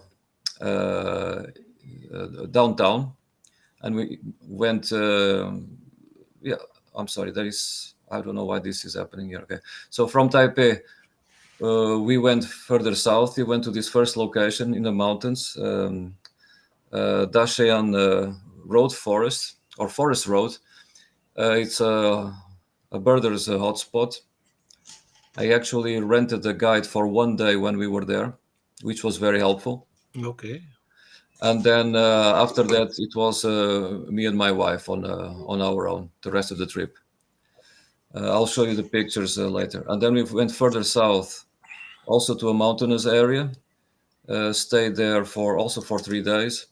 Went to a couple of different places, but we stayed pretty high. There are tea plantations there, and we visited a very popular recreation area. It was a public holiday, so it was full of people. We had to take a shuttle bus to get there. Not ideal for birding, but it was still interesting. And then we drove to the southwest. There are salt pans, a lot of salt pans there, a lot of overwintering birds. Here to Tainan. Tainan, by chance, a Dutch fort from the 16th century. We didn't visit it. We saw it from outside. I mean, in Europe, we see those forts in a lot of countries. But Fort Taiwan is unique, of course. A lot of people visit the fort. Went further south to the southmost point of Taiwan. Drove up north. And then we took a ferry trip of 1 hour to this little island. Yeah. Which it's called, Green Island, but not in Chinese. People in Taiwan speak the traditional Chinese. I'll mention it now. The people in Taiwan are for 97% Chinese, but there is a local population that lives around here in the southeast and on the east coast, and they are Polynesians. Oh, interesting. So it's funny. The Chinese is what people say, and we use we translate everything from Chinese.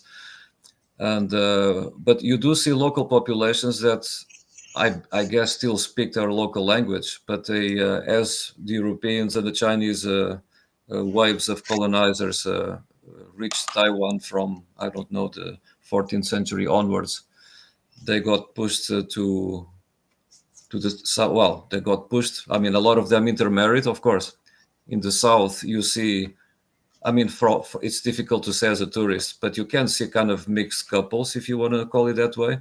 Hmm. So I suppose that 3% that I saw on Wikipedia is like people that are still did not mix with the Chinese. I don't know.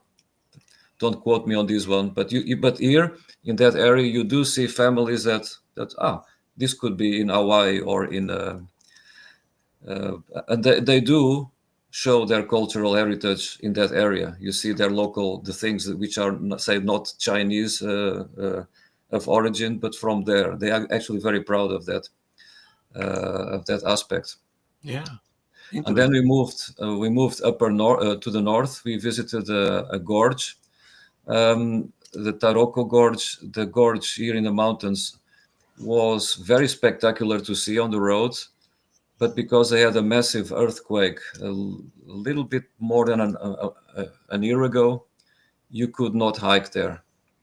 All the hiking trails were closed or in repair. You could clearly see that there was massively affected by the earthquake. Yeah, there was a massive landslide.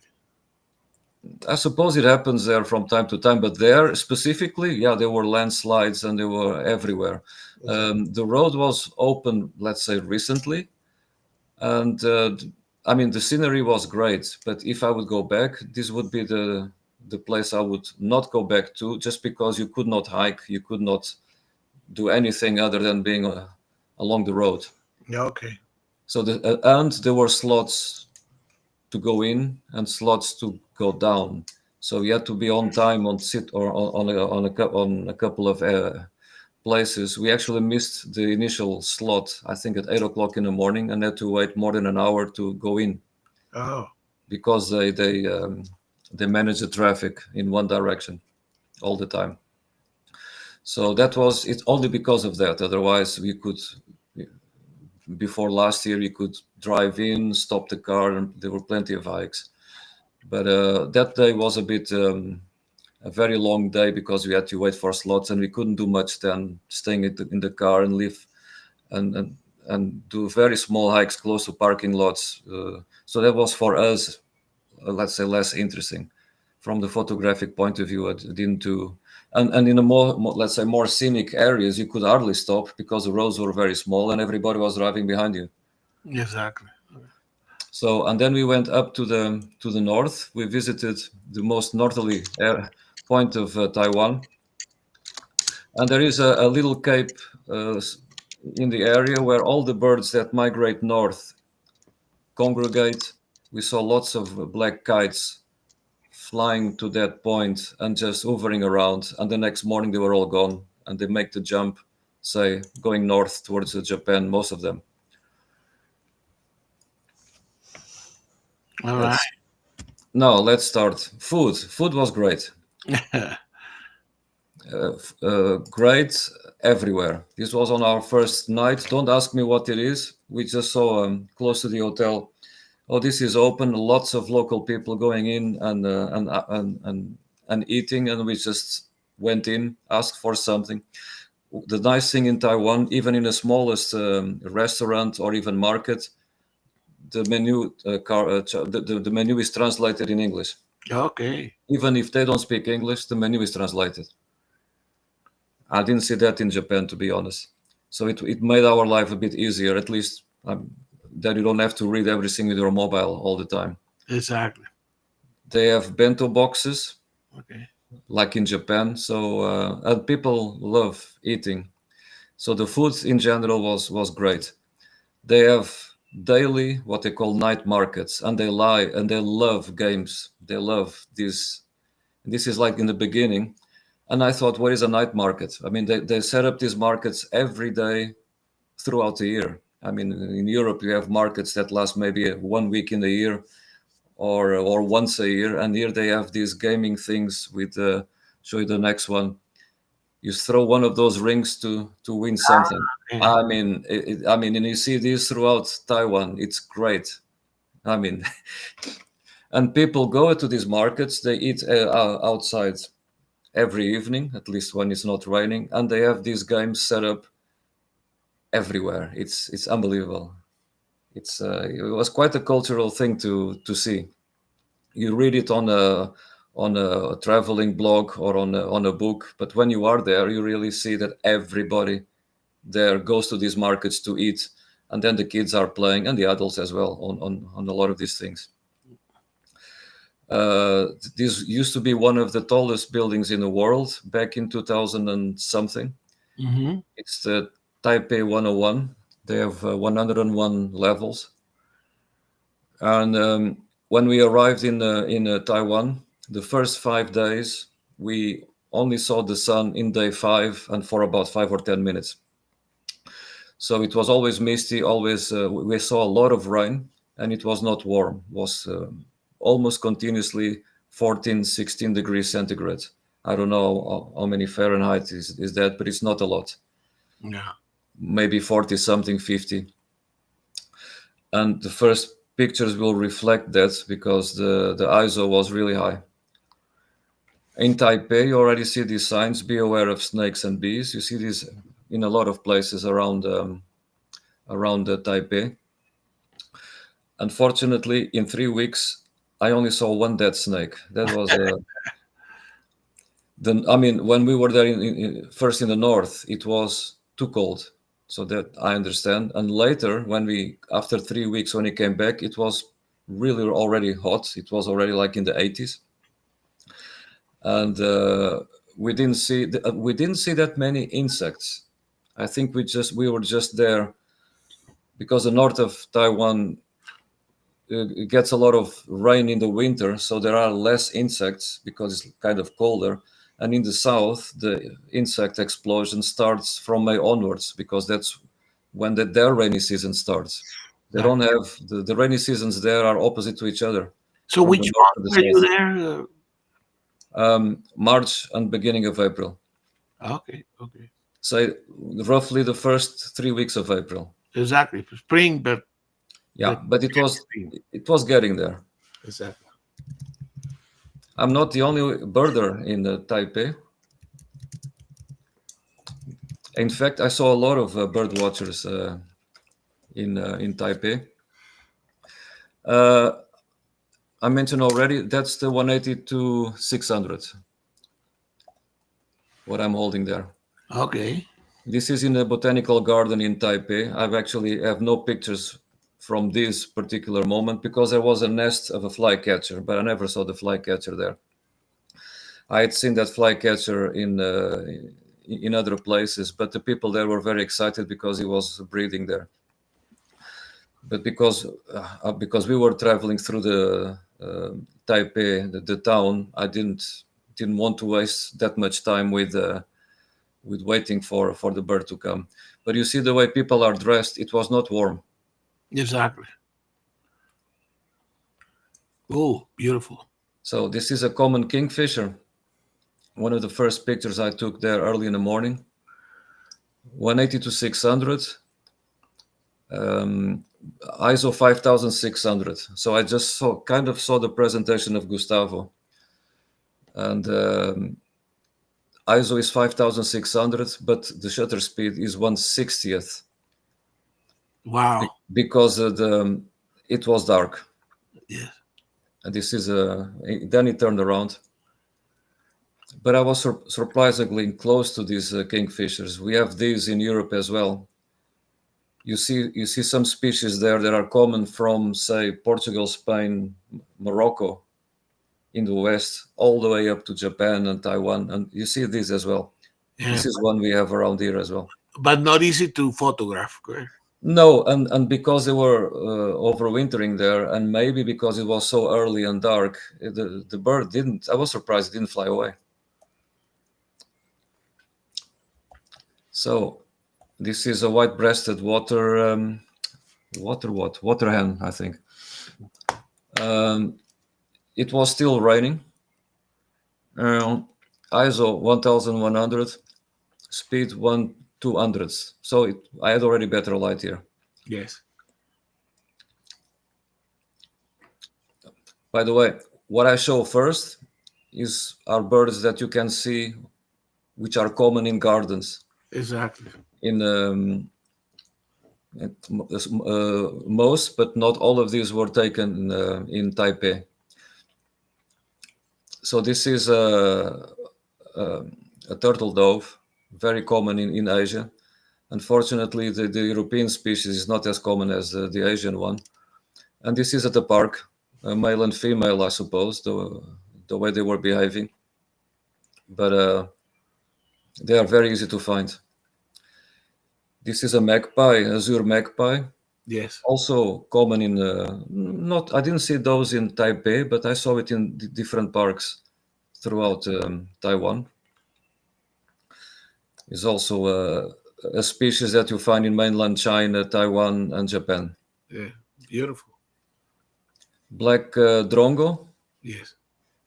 rather common throughout Asia, but in the parks there, they were really kind of easy to photograph. They need more open space, so you would not see them in every single park.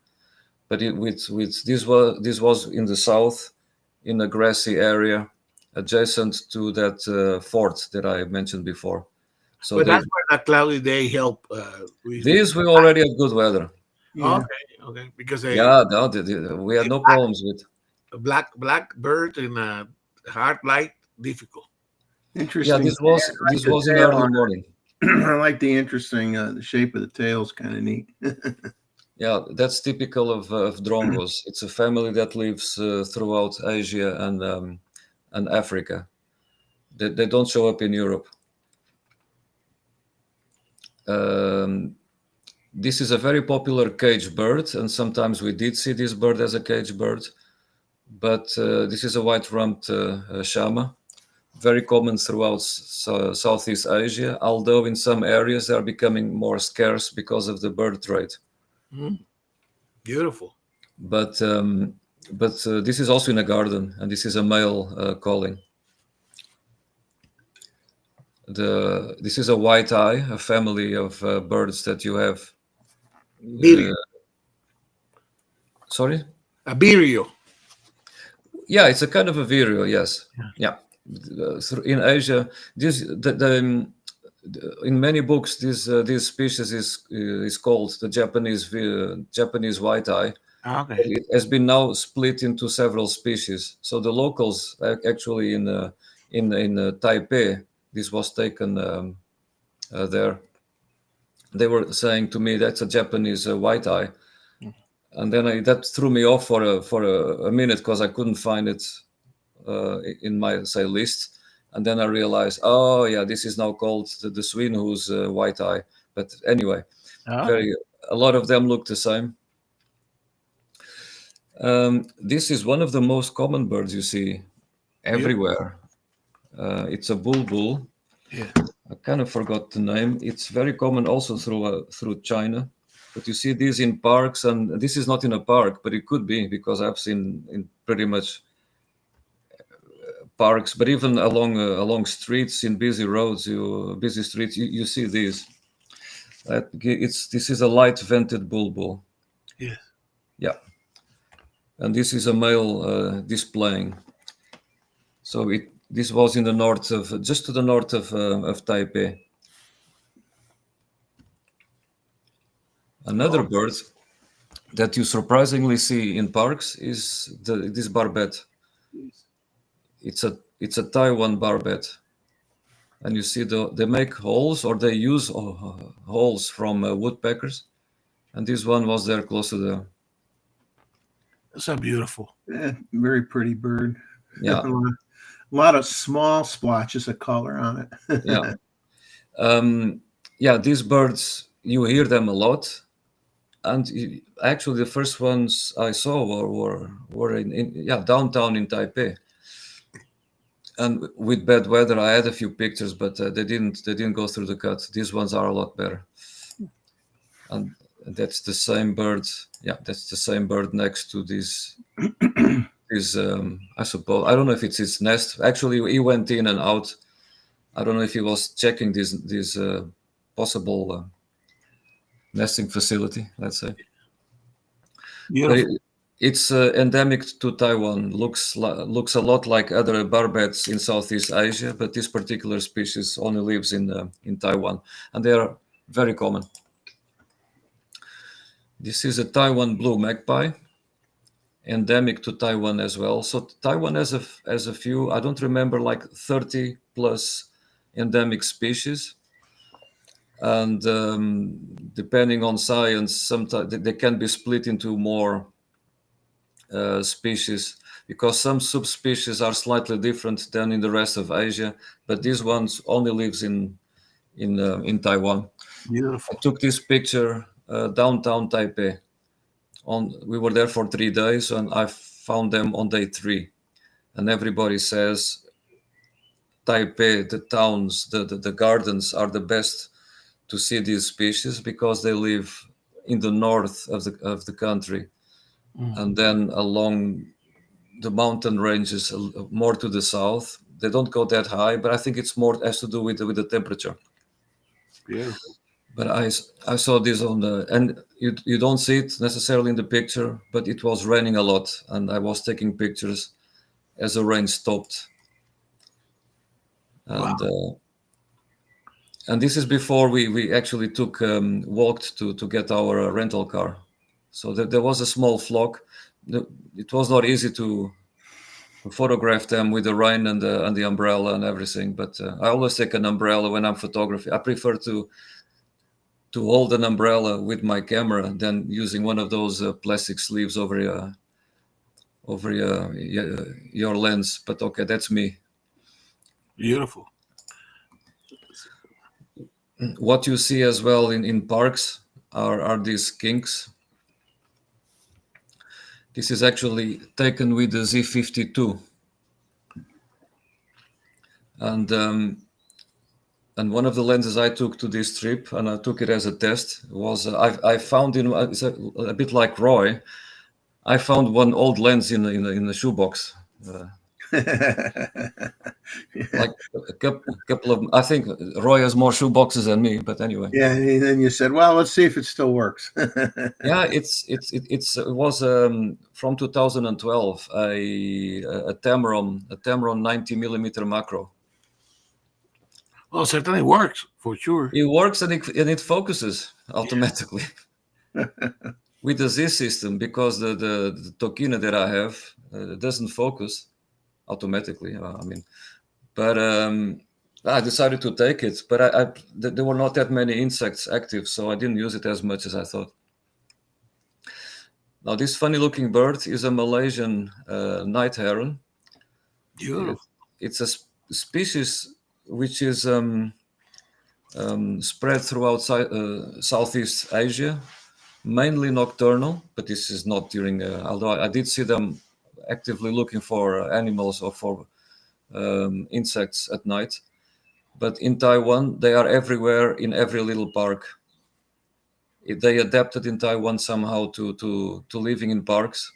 And this is a species that I missed in several countries in Southeast Asia. You go to Taiwan, on day one, you see it. Every birding tour that goes to Taiwan wants to see, and they will see this species. It's impossible not to see. And they are everywhere in parks. The locals just walk 1 meter or 2 meters from the birds. They don't care. Yeah. But it's the only place in the world where these birds are used to people. I'll show you a small video of how they behave, because it's quite funny. By the way, the previous one was a juvenile. This is an adult. Wow. You see that this was like, it was raining. This day was raining. But it was a park next to I think it's, it was a stadium, but I think from a university. There were a lot of young folks doing sports and so. And this is also, I was under my umbrella taking this picture. Beautiful. This is the way they...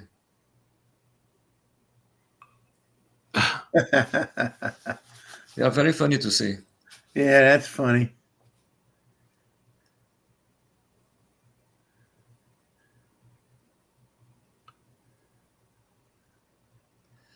So this was with my Z8, and I suppose 180 to 600, I don't remember. So now we move to the coast, And and I got a tip from the guy that we had, and he said, "Oh, if you go to this and this place, there are a few terns that are passing by. You could go there and try to see them." So okay. So I memorized the estuary of the river, which I now forgot the name. And I was driving there with my wife, and I just parked somewhere where actually there were a few fishermen with their cars parked. We went up this little dike, and then my wife says, I think you are in the wrong spot. You need to be there. And then I said, where? And then she pointed to all of these people. And then I said, I think you're right. Yeah. Follow the photographers. Yeah, follow the photographers. And this is just there were more photographers to the left of this picture. Wow. And maybe one or two to the right, but it was quite funny. A lot of them did not speak very well English, but when we got there, it was quiet. So I said to my wife, well, by judging the way they behave, they're very relaxed. The bird is not here. And then somebody said something, and then everybody pointed their camera somewhere. And then I'll show you what they were looking for. Yeah, when you see them behind the camera and they are not talking to each other, that means there is some action. Yeah, there it was action. So there were a lot of these terns. I tell you up front, this is not what they were looking for, but there were lots of these. These are, I think they're called greater crested terns.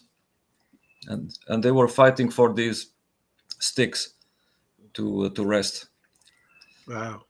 So these terns are widespread. Yeah, widespread. I think even in throughout Africa, southern Africa, definitely, the Pacific,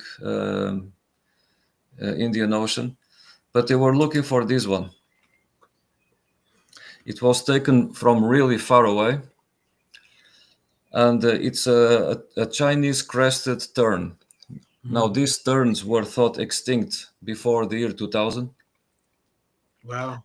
And then they were found again, and now they have a slightly better understanding of where they nest. They nest in small islands between China, Taiwan, and recently they found a small colony, which was a new colony in South Korea. At the moment, they think there are not more than somewhere between 30 and 60 animals of this species. And these one are size-wise is bigger than an Arctic tern, and more like a Caspian tern. Luis? No. We actually saw Caspian tern flying over when we were there. These are smaller. These are actually smaller than the ones that I showed you before. Okay. This is more Foster's tern in the United States and Canada. Okay. Arctic tern, definitely an Arctic tern, say, body. Okay. Because the Caspian can be very bulky. Yes. So possibly this is one of the, say, 50 that exist in the world. That's why everybody was there. Oh. And this time of the year, they migrate through Taiwan. They spend their winter in the Philippines. People don't know exactly where, although, well, with a maximum of 60 birds, they can be anywhere in the Philippines. But in this estuary, they are regularly seen every year, 1 or 2 or 3, as they pass north, and they breed in small sandbanks off the coast, little islands. And apparently, one of the causes of their decline is that people collect eggs to eat. And this species only breeds around there. So, but now there are some conservation efforts. So the population is very low, so very vulnerable, critically endangered, according to the IUCA. I think it's called, anyway, a very rare bird, possibly the rarest I've ever seen. And that's why everybody was there waiting for them. There was only one there. Well, this is a very common Eurasian bird. Looks a lot like what you have in the United States. What is this? This is a Kentish plover. I think that name could change in the future because they don't live only in Kent in England. This is in Taiwan, but it's a Kentish plover with winter plumage. They probably will fly north Beautiful. along the coast. I was going really down low here to try to get this Nice. isolation. Yeah. Not easy. No. This is also a bird from Taiwan and China. I'll give you the name in a minute. Forgot the name. It's funny how you forget the names of these things after the fact. It's a big bunting, but it's these ones definitely they had a nest somewhere there, so they were flying, they were singing, flying off to these reeds, and but anyway, I'll give you the name in a minute. But this is a bird that you can only see, say, in China and in Taiwan. It was very nice. Wow. This is also a bird that you can associate with coastal areas. This is actually a bird that should be in India, but a few escaped. It's a silverbill, this one, and they have a small population in Taiwan. I mean, they are not from there originally, but they are doing fine in the southwest of the country.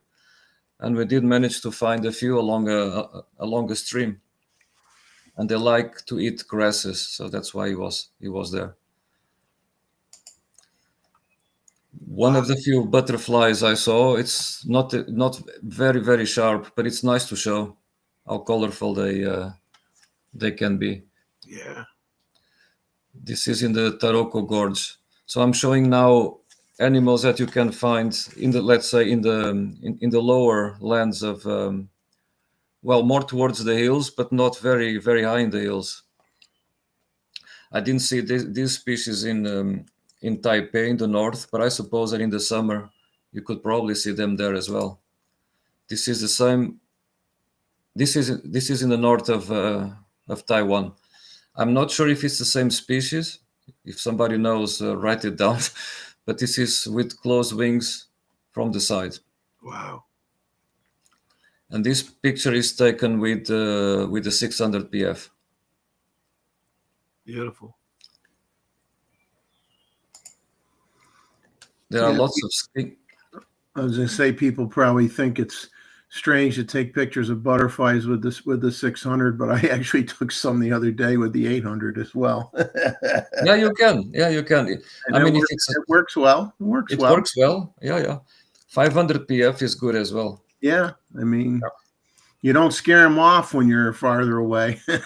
That's it. What very often people think, oh, a macro lens for insects. Most of them, I mean, butterflies, they will fly away. Yep. They'll fly away. A lot of little skinks when the weather got better that I saw. Let's see. So the one before, this is a juvenile of this one. Yeah. A little more color on the younger one, that's for sure. Yeah, in fact, there are a few lizard species that you even see in Portugal, in the south of Europe. They have a blue tail so that predators go to the tail and leave this is so blue that you see it, and then they lose the tail, but they are still alive. Exactly. A lot of juvenile lizard species have a blue tail because of it. And I didn't know at first that this was the same species. Later on, I found out. I still need to find the name of the species. I think I found a couple of websites where I can identify them, but I didn't write it down yet. But these skinks can be very common, and this is also taken with the 600 PF. It's not that bad. No. And actually, I use a 600 PF.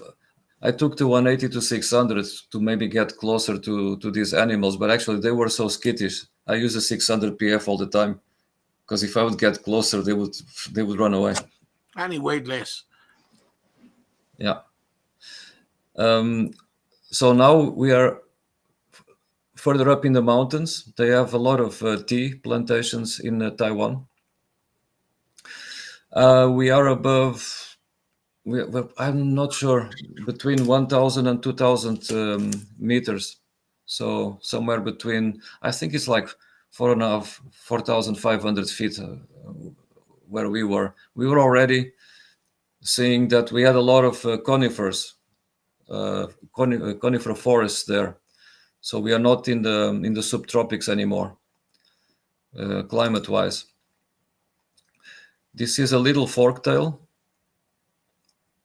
It looks for in Europe it looks like a wagtail the way they behave, and they have in Asia there are lots of species of forktail with very long tails, and this is the smallest of those species. This one has a very, very short tail. They're always associated with water, and this was taken in that recreational area where it was really, really, really busy. There were people walking behind me all the time and trying to find out what I was taking pictures of. But it's a forktail. It's a very how do you say, sort out bird in birding tours, and they are only found up in the mountains in Taiwan. That's another one of them. Let me go further. What you see a lot in Taiwan in the mountains are macaques. Can you hear me? Yep, hear you fine. No, because the last time I did a presentation, I was going away from the live stream. So this is a Taiwanese macaque, or Formosan macaque. Up in the mountains, you see all of these lichens growing here. So you can imagine the amount of rainfall that you have during the winter. This was quite far, also with the 600 PF.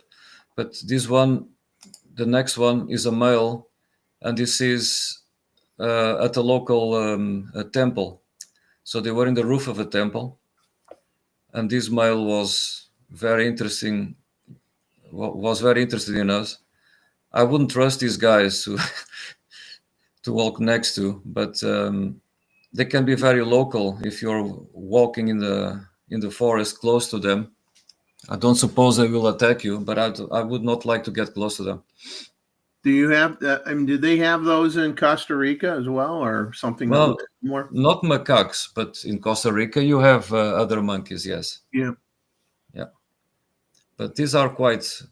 They look more like baboons in Africa than most species that you have in Costa Rica.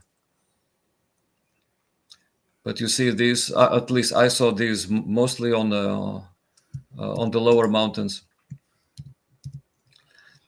This is a scimitar bubbler, a very skunky bird that only lives in Taiwan as well. So this one a few times, but this species only lives also up in the mountains.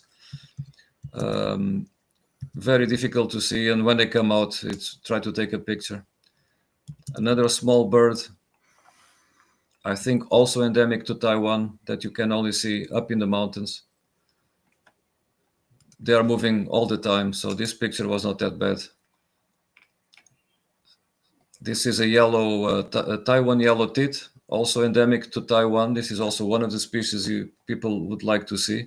These are rather common, but not always easy to get in frame. Now, this is a Taiwan partridge. The ISO here is 22,800. And I'm looking down on the dark forest. End of the day, the shutter speed is 1/80th of a second, and still 22,800. It got there, but there is lots of noise. So this I took up in the mountains in one of the first 5 days. So it was really dark. That the photo comes up like this is already amazing. Let's move on. I will talk less. Same partridge. Again, but this one has 14,400 ISO. Yeah, you're shooting in the dark. Indeed, yeah, and and the speed is 1/80th, and the bird is moving. So these are the only two ones where the head is still, let's say. This is a laughing thrush, also up in the mountains. You see these actually a lot, but it's also a Taiwanese species. Another, not sure if it's endemic to Taiwan, also from up in the mountains. But if you think ISO, I'll show you a few ones where you really go blow your mind with the ISO. Now, this is a Swinhoos pheasant, endemic to Taiwan, lives in the mountains. Not as high as the second species of pheasant, and this is ISO 7200. But this was the toughest. It's a big bird, but it was the toughest bird that I had to photograph in Taiwan. Why? We saw 3 of them, maybe 3 or 4. They were never still.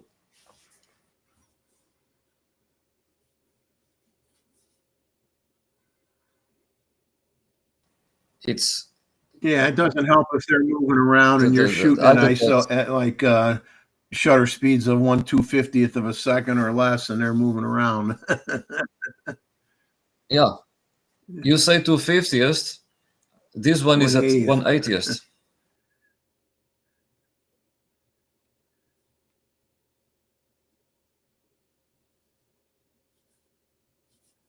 Yeah, you're lucky to get that at that Here. shutter speed. And then and then the bird is moving.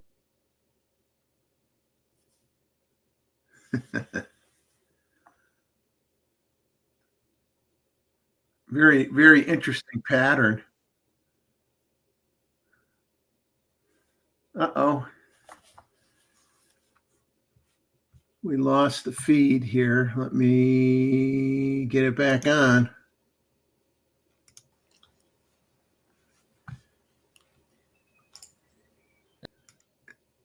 I think we're good again.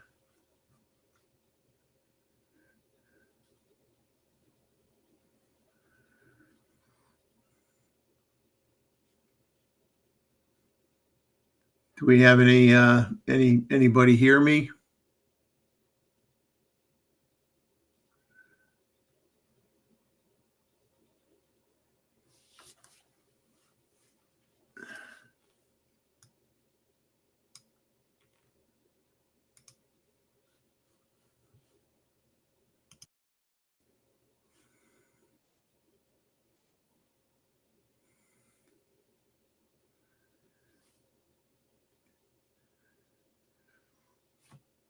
No sound.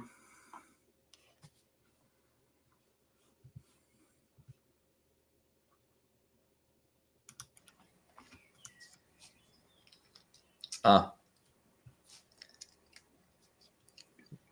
could hear you now. I don't know if you could hear me or not. I can hear you.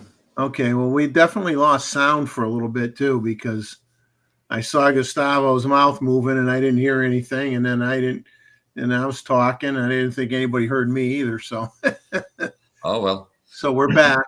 We're back. But you see, that's Son, our guide, and this is that bird there that is trying to elude us. Yeah, but you see him walking there.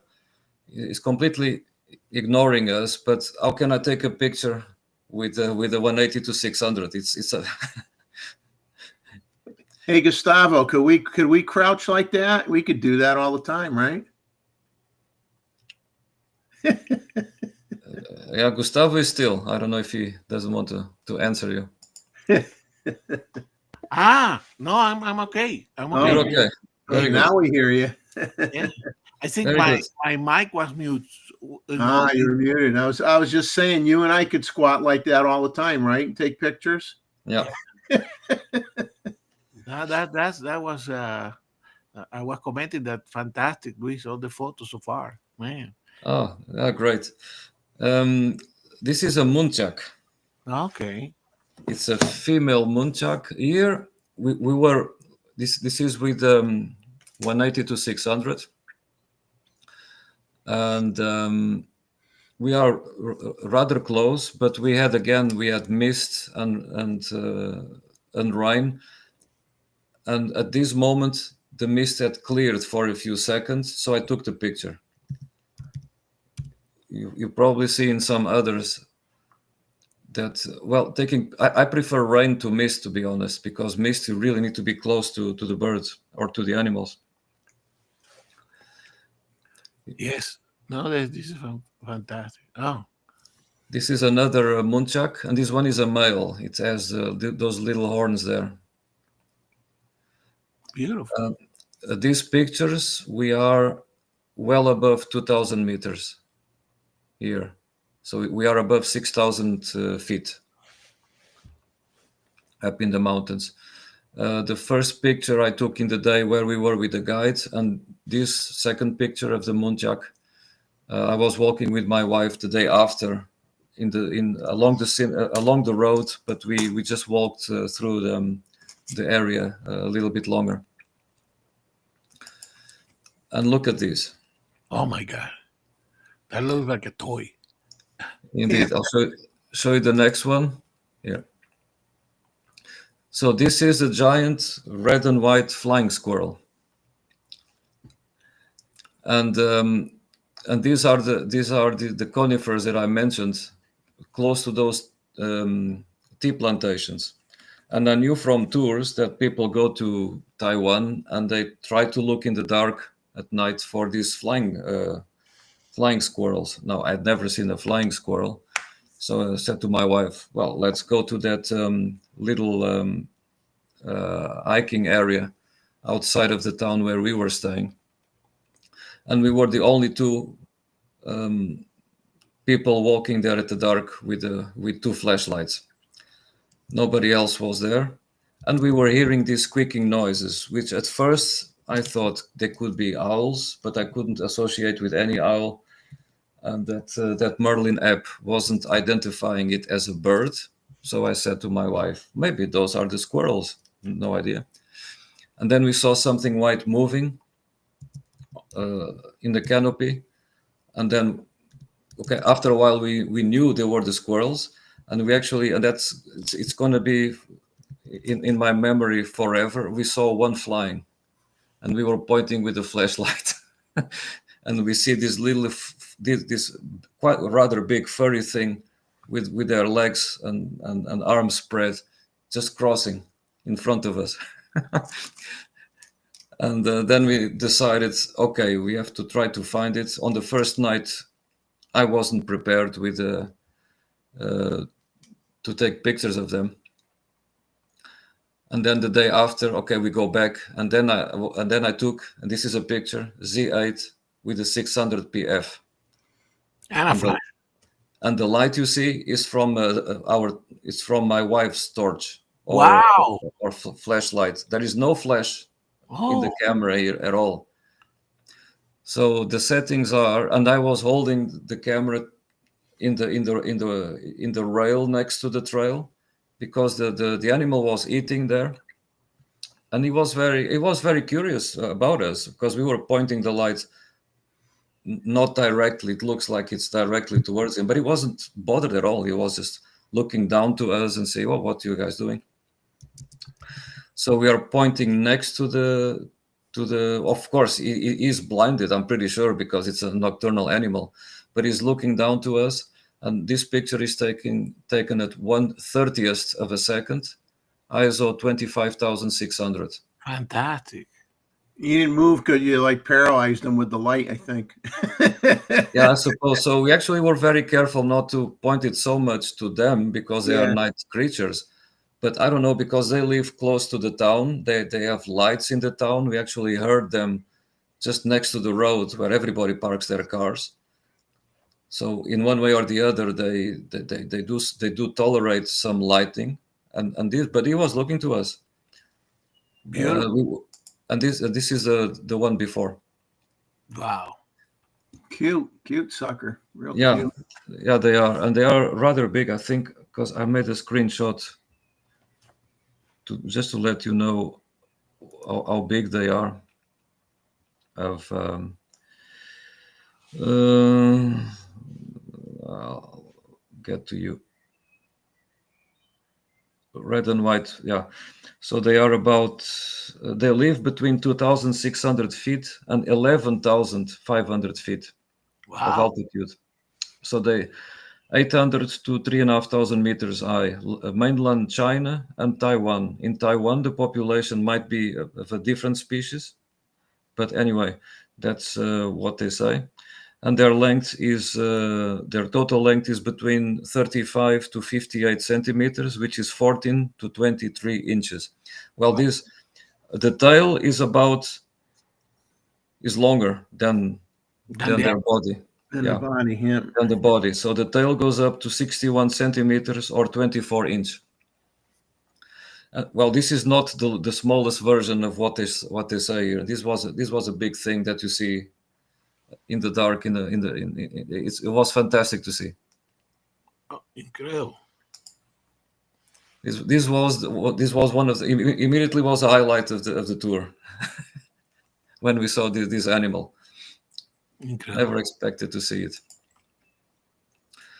And that's me in the mist again.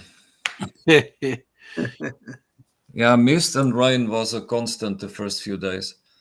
And these people were there also taking pictures of a small bird. Actually, the pictures I took there, well, I saw it was a new species for me there, fine.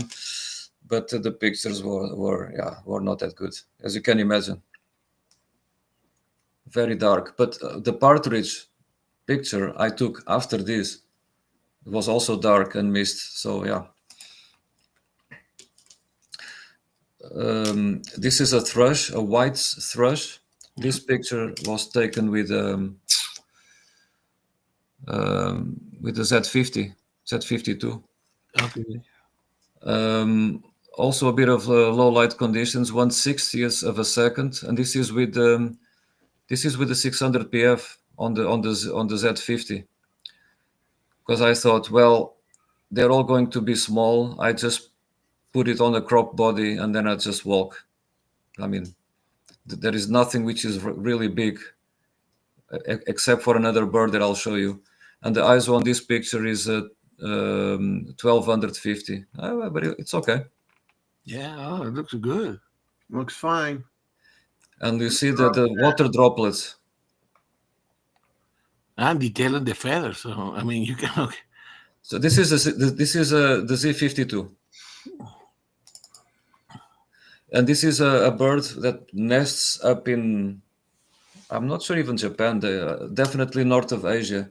They are there spending the winter, and they like spending the winter up in the mountains.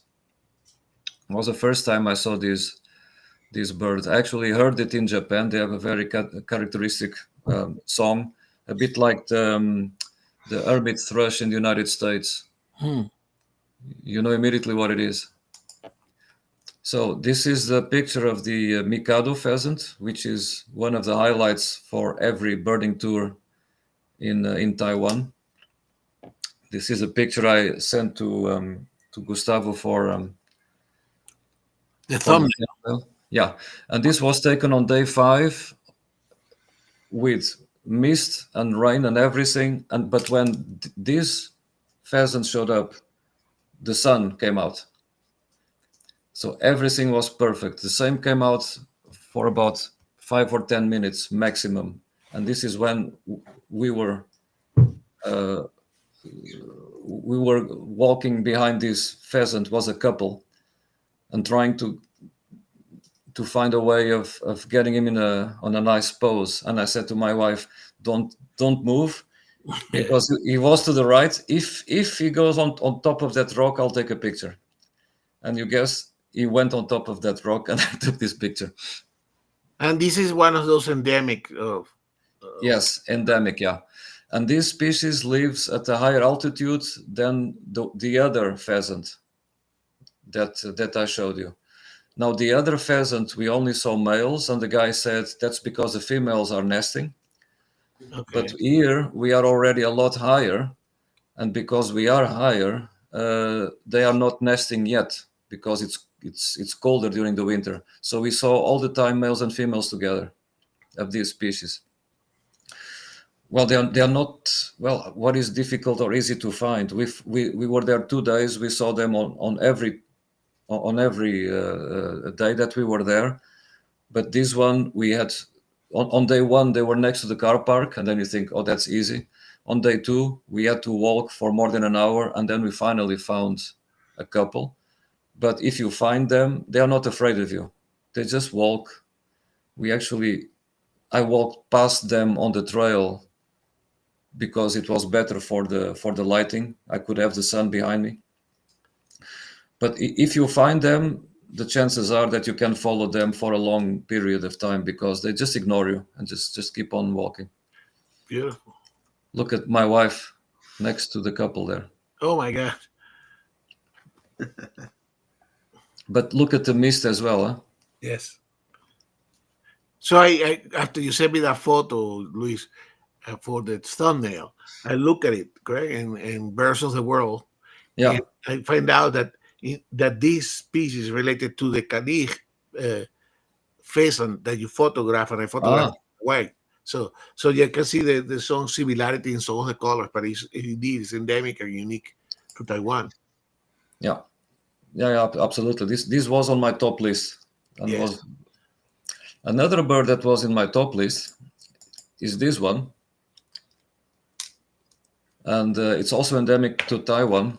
And on the day that I was with my guide, he asked me after a couple of hours, so what birds do you want to see? I said, well, I want to see everything, the pheasants, which we hadn't seen yet. And then I mentioned this bird, which is a rose finch, the Taiwan rose finch. And then he said, wow, but for those, you have to go a lot higher, 12,000 feet or 4,000 meters. That's where you can find them.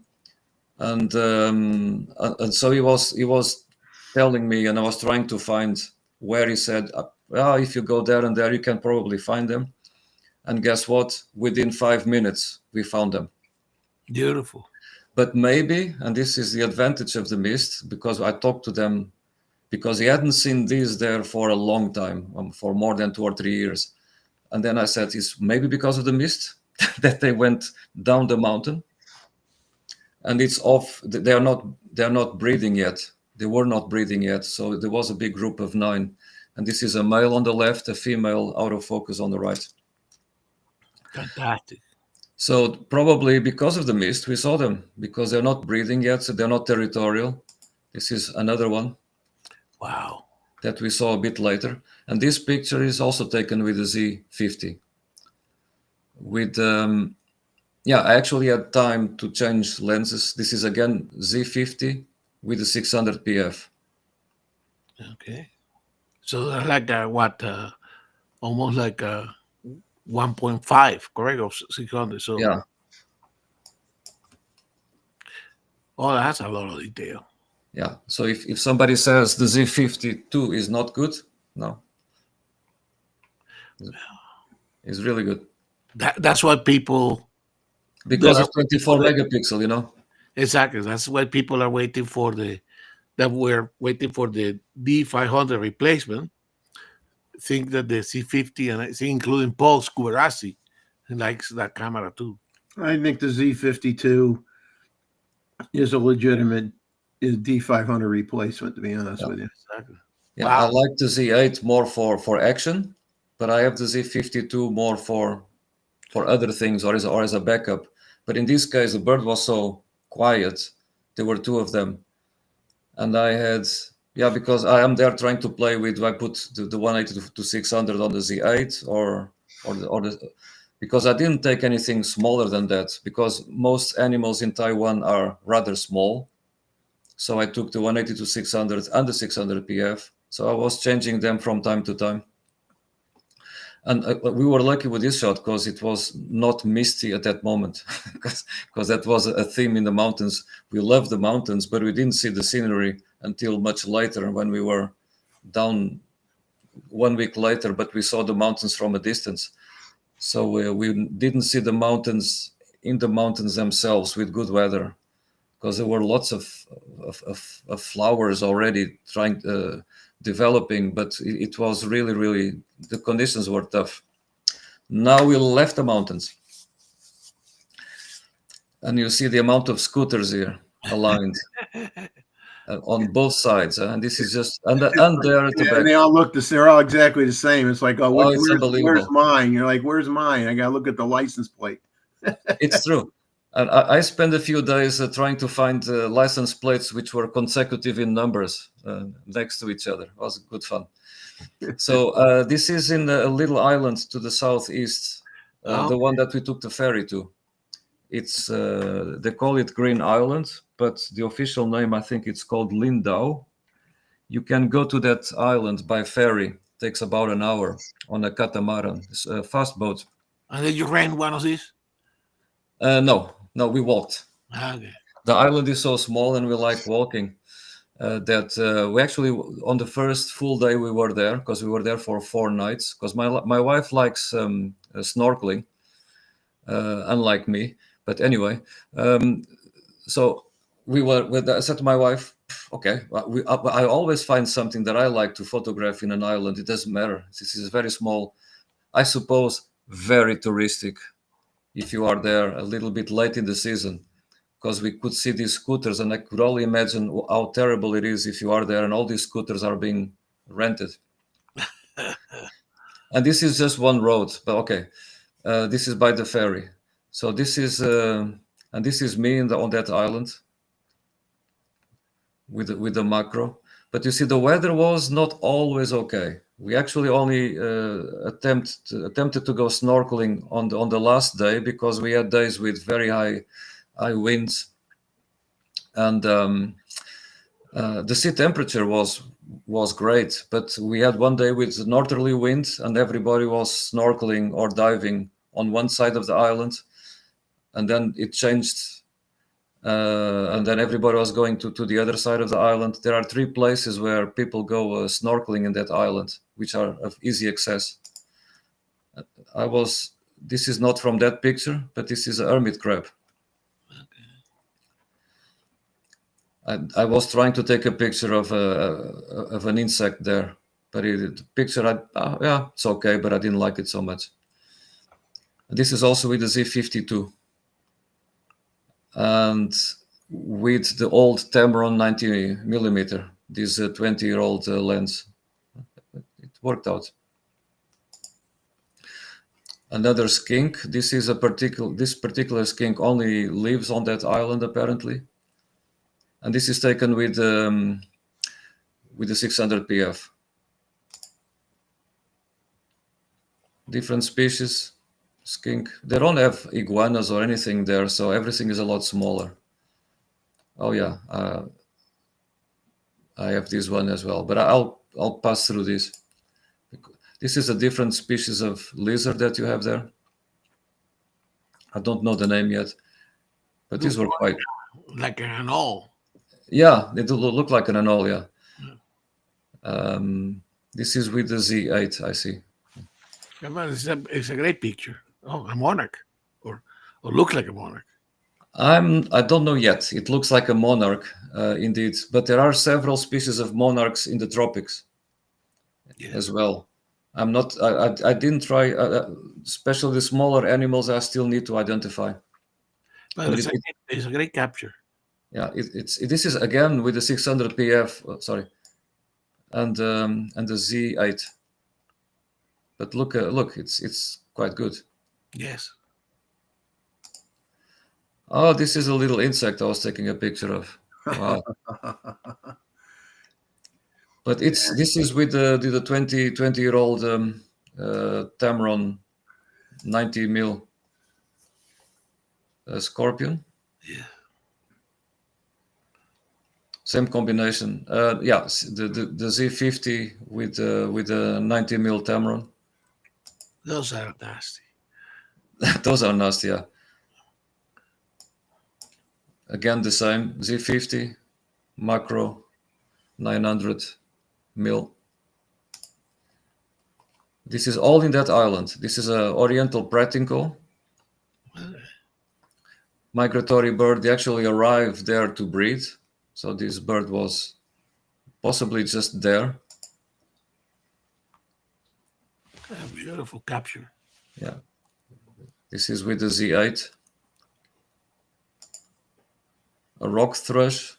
I don't like the color so much. I don't know. The color cast is not ideal, but they are indeed blue and they have red belly. This species also exists in Europe, but in Europe they're all blue. They don't have the red belly. White whacked, yeah, common throughout all Europe and Asia. And this is the Chinese subspecies. Oh, a puhu. Yeah, Upu. I didn't expect. I actually went on eBird to see. Oh, do they live here? And actually, eBird doesn't show that they are on their normal range, but they are actually migrating from the south to the north. So actually, I saw like 2 or 3 of them. So they are supposed to be there, but they are migrating north. Those are difficult to find nowadays in Europe, correct? No, in Northwest Europe, yes. In the Netherlands, I think there is one couple. Oh, But if you go to Portugal or Spain, you see them in parks. okay.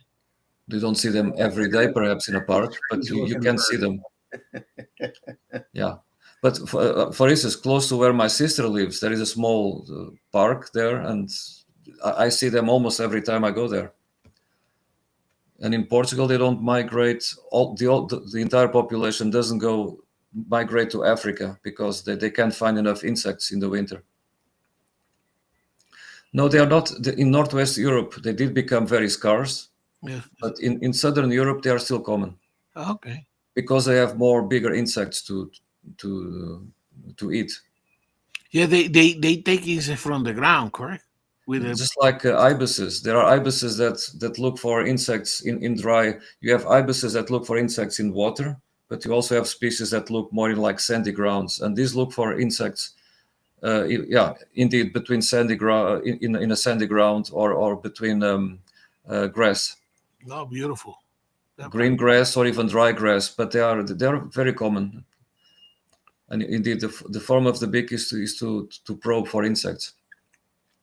So I'm about to finish the presentation. I'll just show you this. This looks like one of these. Yeah, this is how people in Green Island go into the ocean to dive or to snorkel. They have 3 locations there. So I took these pictures to show.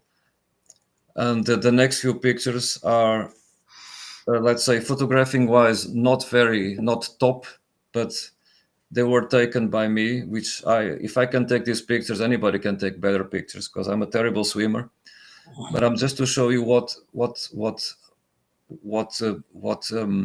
fish you can actually see there.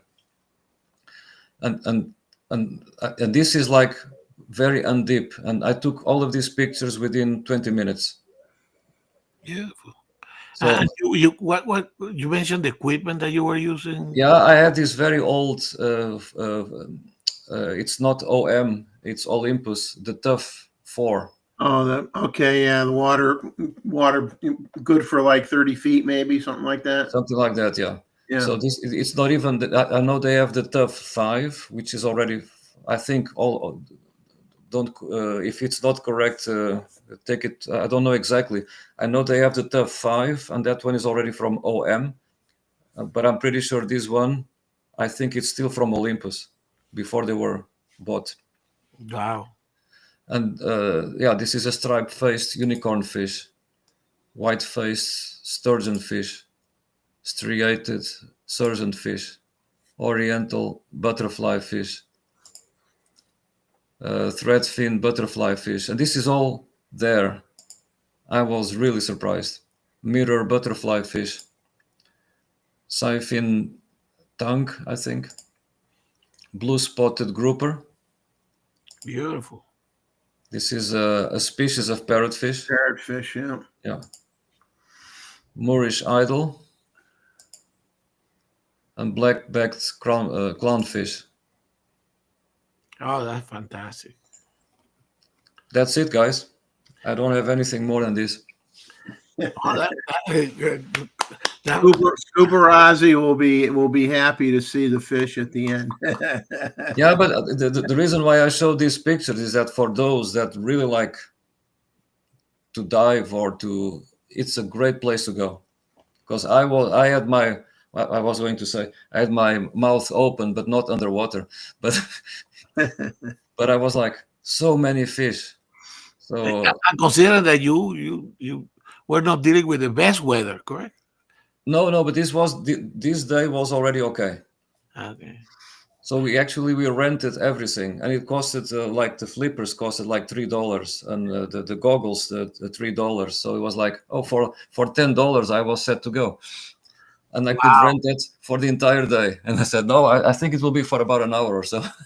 And it was Luis. This was what a meter and a half of water or 2 meters of water. Yeah, I mean, if I'm below 2 meters, I'm gone. No, this was really We hope you wouldn't be gone. no. I listen. This is all within 2 meters max. Well, Uh, you named this presentation "Hidden Gem." Definitely for the nature lover, this is a hidden gem.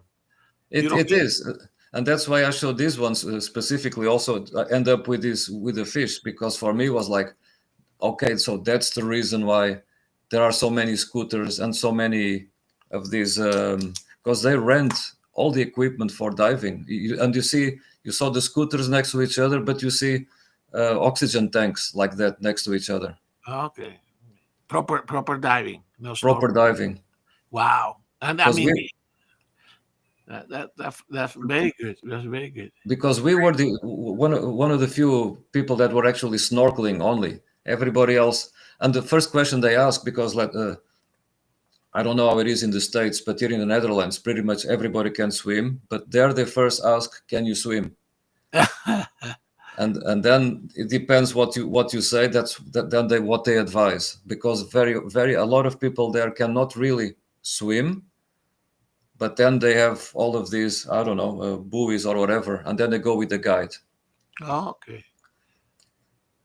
But I was surprised by the question, but on the other hand, it's a logical question, because not everybody can swim or can swim well. So is this something that you did on the side? I mean, or where you were part of your plan that you suddenly saw the opportunity to do so snorkeling?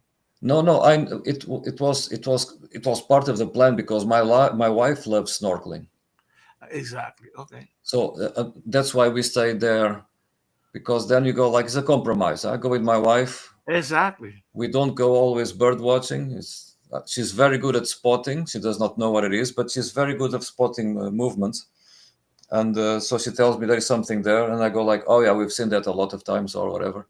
But she's very good at looking for things, and after a while she recognizes one or the other species, also with reptiles. But she likes snorkeling. Same with my son, or if so it's a. I'm not very good of a snorkeler, but it doesn't matter. We actually saw, and I took a picture, but it's not a very good one, of a green sea turtle. So those were there as well. So we go to the mountains. We like to hike. We go to I could skip pretty much every single town, but okay. We saw the cultural part as well, which, And for the food. and for the food. Oh, but that I like. I mean, Exactly. holidays have to be with also, let's say, good food. That doesn't mean expensive, but yeah, I mean, I like to eat as well. And I like to try whatever thing that I normally, if I looked into a menu and I ask, what is this? I have the tendency of asking very often something that I don't know, just to get to know what it is. And normally it's not very outrageous or anything, but no, it was really, and people are really, really friendly, and they approach you. They ask you where you come from. Most tourists there come from either the United States or Canada, I think, because it's or they are from Southeast Asia. A lot of Japanese tourists go to Taiwan. And I understand also from the guide that we hired, the guides, they go a lot to Japan. Maybe I think that's more to do with the political opportunities to fly off Taiwan to go and visit different other places. But also people from India, we saw, from Malaysia, or maybe Indonesia, but they were talking Malaysian, we could see. So there is a lot of tourism going in Southeast Asia. but they would normally think that we would be American or Canadians. That's what they normally expect in Taiwan. Oh, Because I didn't. that's beautiful. I mean, and Well, once again, beautiful, beautiful roundup of images, and with the surprise of the fish at the end. I like Yeah, that. exactly. And yeah, well, hey, good that you did it. I'm sure that wasn't your comfort zone. You said you're not a good swimmer, so I mean, the fact No, that you did it it's and you true, got some pictures, but if I see so many beautiful fish close to forget. you, then yeah, I like it. yeah. But what I don't like is to go and see the deep blue, and then I go looking down and I go like, no, I don't like this. But if I can see where I am and they were really fish everywhere, then I go like, okay, then give me that camera and I'm going to try to snap some shots there. That was a great Once trip. again, we can't thank you enough for taking the time to put it together, because I mean, I hope people that were here tonight and watch it tomorrow, for those that had plans tonight, appreciate what you did, because I think sometimes people take a lot of this stuff for granted and they think it's not a big deal to do it, and it is a big deal to do it. When you put something together, that's an hour and a half long or whatever, and you could spend a couple weeks weeding through the stuff and what you like and putting it in the order that you want and creating the story, indeed. and trying to identify everything. Like you said, sometimes, even if it's something that you see all the time, and I call it a brain fart. All of a sudden, you can't remember what the bird is, and darn well, you knew what the bird was yesterday, but you don't know what the bird is today. Yeah, it's a very good book, this one, Birds of Taiwan. Yeah. But, fantastic reason, and I mean, it was certainly a treat with all these trips that you do and share with us, for sure. And it was amazing. I mean, like you were saying, it's a lot of very colorful birds, correct? So it's not like fantastic. Yeah. All right, so we got another 10-15 minutes here. You did David it. Stewart says, David Stewart says, I have the TG4 and the TG5. So yeah,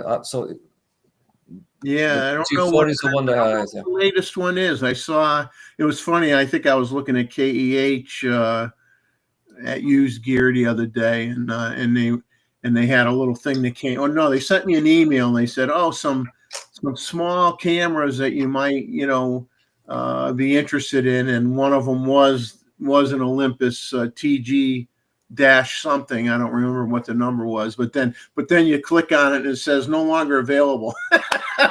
Really? So they didn't have any left, but they write an article and they embed these pictures of a handful of cameras, and then half the ones that they had on the list, they didn't have any in stock. I'm not sure if they are up to the TG. Oh, that's what I meant. Yeah. TG7, there we go. Yeah. Yes. $500. Because I was pretty sure the TG6 exists, so that they're up in the 7. Yeah. The photo that, to tell you the truth, I mean, the birds were fantastic, correct? But that's probably something that you expected. But the one that threw me out was that flying squirrel. Yeah, that's why I didn't mention it to you at all. That was super. Because if there are a few videos on YouTube about birding in Taiwan, okay, and when they go up to the mountains, they try to look for the flying squirrel as well. Yeah, because they look for owls. After you sent me the thumbnail photo, correct? Mm-hmm. I think it was one of the YouTubers that do bird tours. They made a special show of that pheasant, and I said, okay, so the people that go specifically for birding go looking for those pheasants. Okay? Although both pheasants were fantastic. I think he froze on us. Well, we didn't have that many interruptions this time. It was no. It was you let him come back again here. Yeah, no. So why were you looking for these TG cameras? Well, I mean, I lost you for a minute. Yeah, we lost you. Well, we either lost you or you were doing a great impression of someone that was frozen in time. Absolutely, You didn't blink or anything. You were just like perfectly still. So Luis, the I mean, we have that little glitch, but this time was much better. Correct? You were only stopped one time, and the Yeah. quality of the images looks very good. Yeah. I don't know what happened last time, but it could be because I don't use this laptop a lot, and that it needed to be updated. It's an Ah, option. all Could right. be because I updated it yesterday, and it did need some updates. So maybe it's more stable because of it.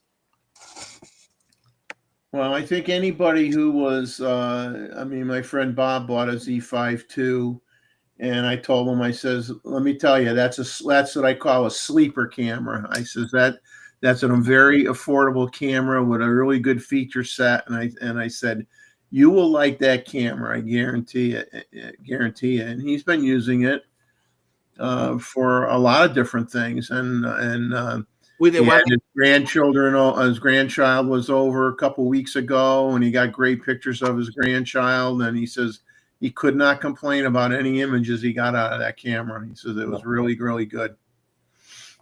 I bought. you know, Kubarasi likes that one as well, correct? Yeah, Yeah. yeah, Yeah. So yeah. I bought, I bought the 50 to 250, which is I think the kit lens for the Z52, and that zoom is quite good. In fact, it's rather small, and my wife takes pictures always with her telephone.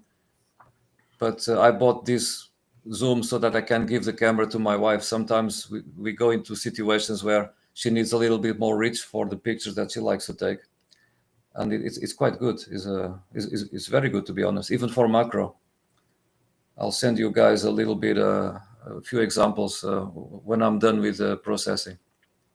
So let because we're reaching about 10 o'clock, which is the time we typically like to leave to allow Jeff to rest so that he doesn't get that he doesn't go. Yeah, yeah. See, I look like I'm just ready to go any second now. So let me go back to the presentation material, because for sure this will be something that Luis will be interested. So why cannot share this one? Okay, share. Okay. So Luis, I mean, you brought these ISO tests, but this is a couple of things that happened to me, and I wanted to report. So I noticed on my 600F, it should be 6.3. Sorry for the mistake there. Yeah. That I noticed that it was when I was carrying by the handle, that I noticed a certain amount of movement, and I thought it was that that little knob, although this is a replacement foot, but that you had to tie it up. You needed to tie it up again, but I tied it as much as I could. I still noticed so. So I went back after a walk, and they said this is not normal too. So I checked, took the foot out, and it actually was the base of the foot, the fourth screw that had got loose a little bit, right?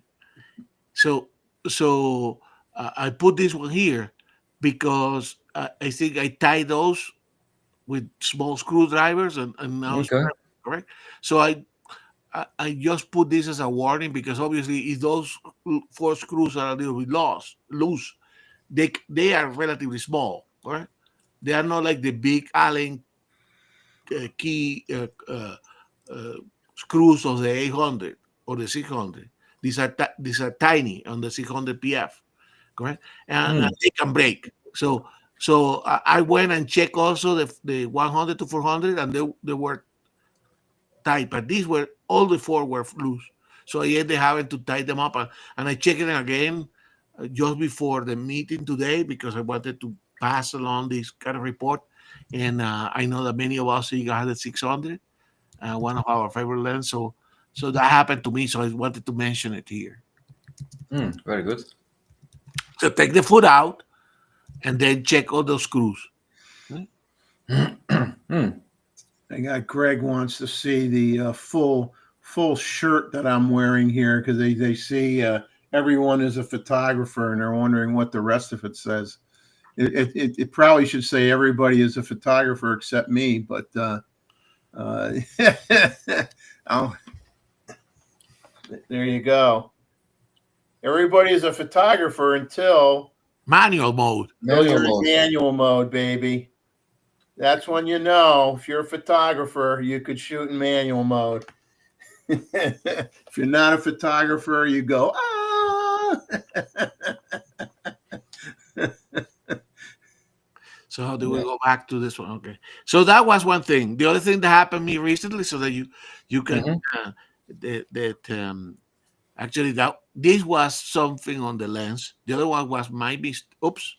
Oh, Make you bigger. Bring you over. okay.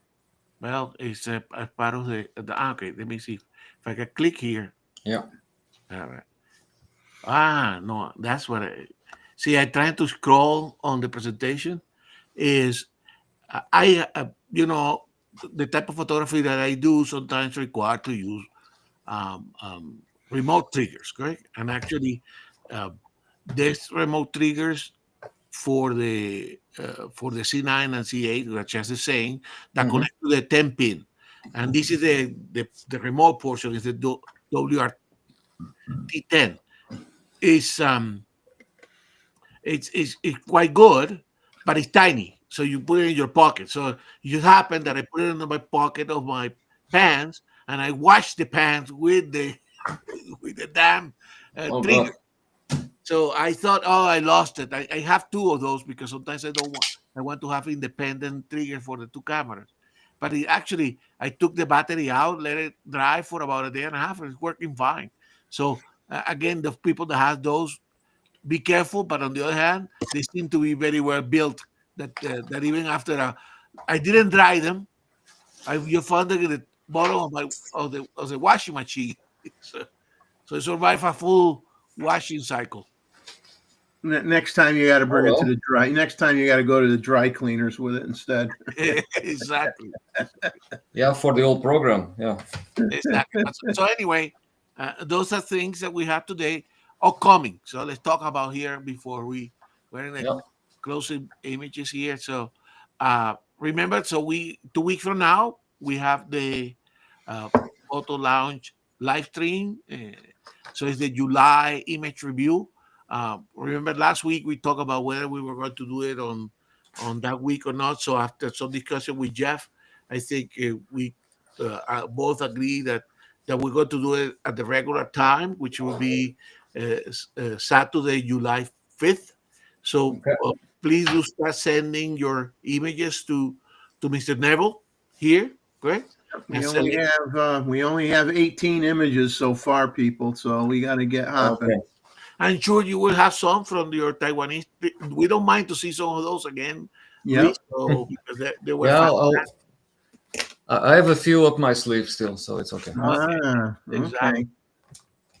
And then of course remember this the minimum is 20 48 pixels on the long end. Slightly bigger is good, but not completely full image size, so that you can send it via email. And the preference for Jeff is that he get them as soon as possible so that he can put it in the folder properly organized. But if the cutoff time is midday Friday, July the 4th. Okay. But these last 2 weeks before the image review will be preferable.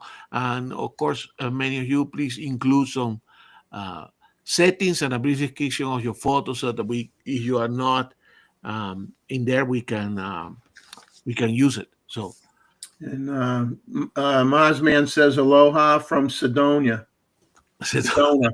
He's in Sedona right now for at a long weekend, and sent me a couple pictures, and which were very nice. And he's having a good time. Sedona, Arizona. That's fantastic. Sedona, Arizona. That's a great place. And Greg is saying that he has the same problem with that I have with the little screws on the 500 PF. So another lens for you to check, Luis. No, that one I changed the foot already a few years ago. Yeah, but it's not completely. Oh, I see what you mean. Yeah. Oh, yeah. It's the screws of in that case, of the foot into the lens that got good. Now, I'll have a look. Yeah, I'll have a look. because remember the 600 has a removable foot. It's actually not a removable. The other part. Yeah. Got it. And the same is on the 100 to 400, correct? But indeed, just check it. You take a small screwdriver that is appropriate for that type of. Don't strip your. I think they are Phillips type, but so find the adequate size and check if they are a little bit loose, because I'm sure I have a few. That would be crazy. Yeah. But anyway, get your pictures in. Don't save them till the last day, although I am kind of accustomed to that. And hopefully, I know it's going to be tough for people. At least send the pictures in, and if you got holiday plans, because it's right after the 4th of July, that's fine. But you send the pictures in, we'll do the show with who we have. And then you can always watch it when your family or friends leave you, and you can watch it the next day or the day after. So send the pictures in. You can enjoy the show later on if you can't make it. Yeah, more reason, Jeff, for sending a birthday gift, so that you don't have to worry on July the 4th to be sending pictures. You send it way before that time. So anyway, I think it's 10 p.m. here, 12 p.m. in the Eastern coast. So I think this is what we wanted to do. We did it at a good pace in the time that we tended to do for this general meeting. So I think, why don't we say bye-bye and leave it at that? See, we covered everything that we have, correct? Yeah. And after the photo review, the first week of July, first Saturday in July, the third Saturday of July, Gustavo will be doing that show solo. I will be in Connecticut picking up my grandchildren, bringing them back, flying in on a Saturday and then flying out with two of the kids on a Sunday. So I won't be around, but you are in capable hands with Mr. Gustavo, and he'll take care of you. Oh, yeah, okay. I don't buy that. I don't buy that. But anyway, as we always say, thank everyone for joining us, and a special thank you to Luis for doing the presentation. And we know that you enjoyed the trip and the photography, but we know that this is to put on this presentation is take an effort, and we appreciate your knowledge. You're welcome. A savvy traveler. And also bringing the world to us. He probably has the highest amount of frequent flyer miles than anybody we know. Yeah, but I fly economy, so it never raises up to anything.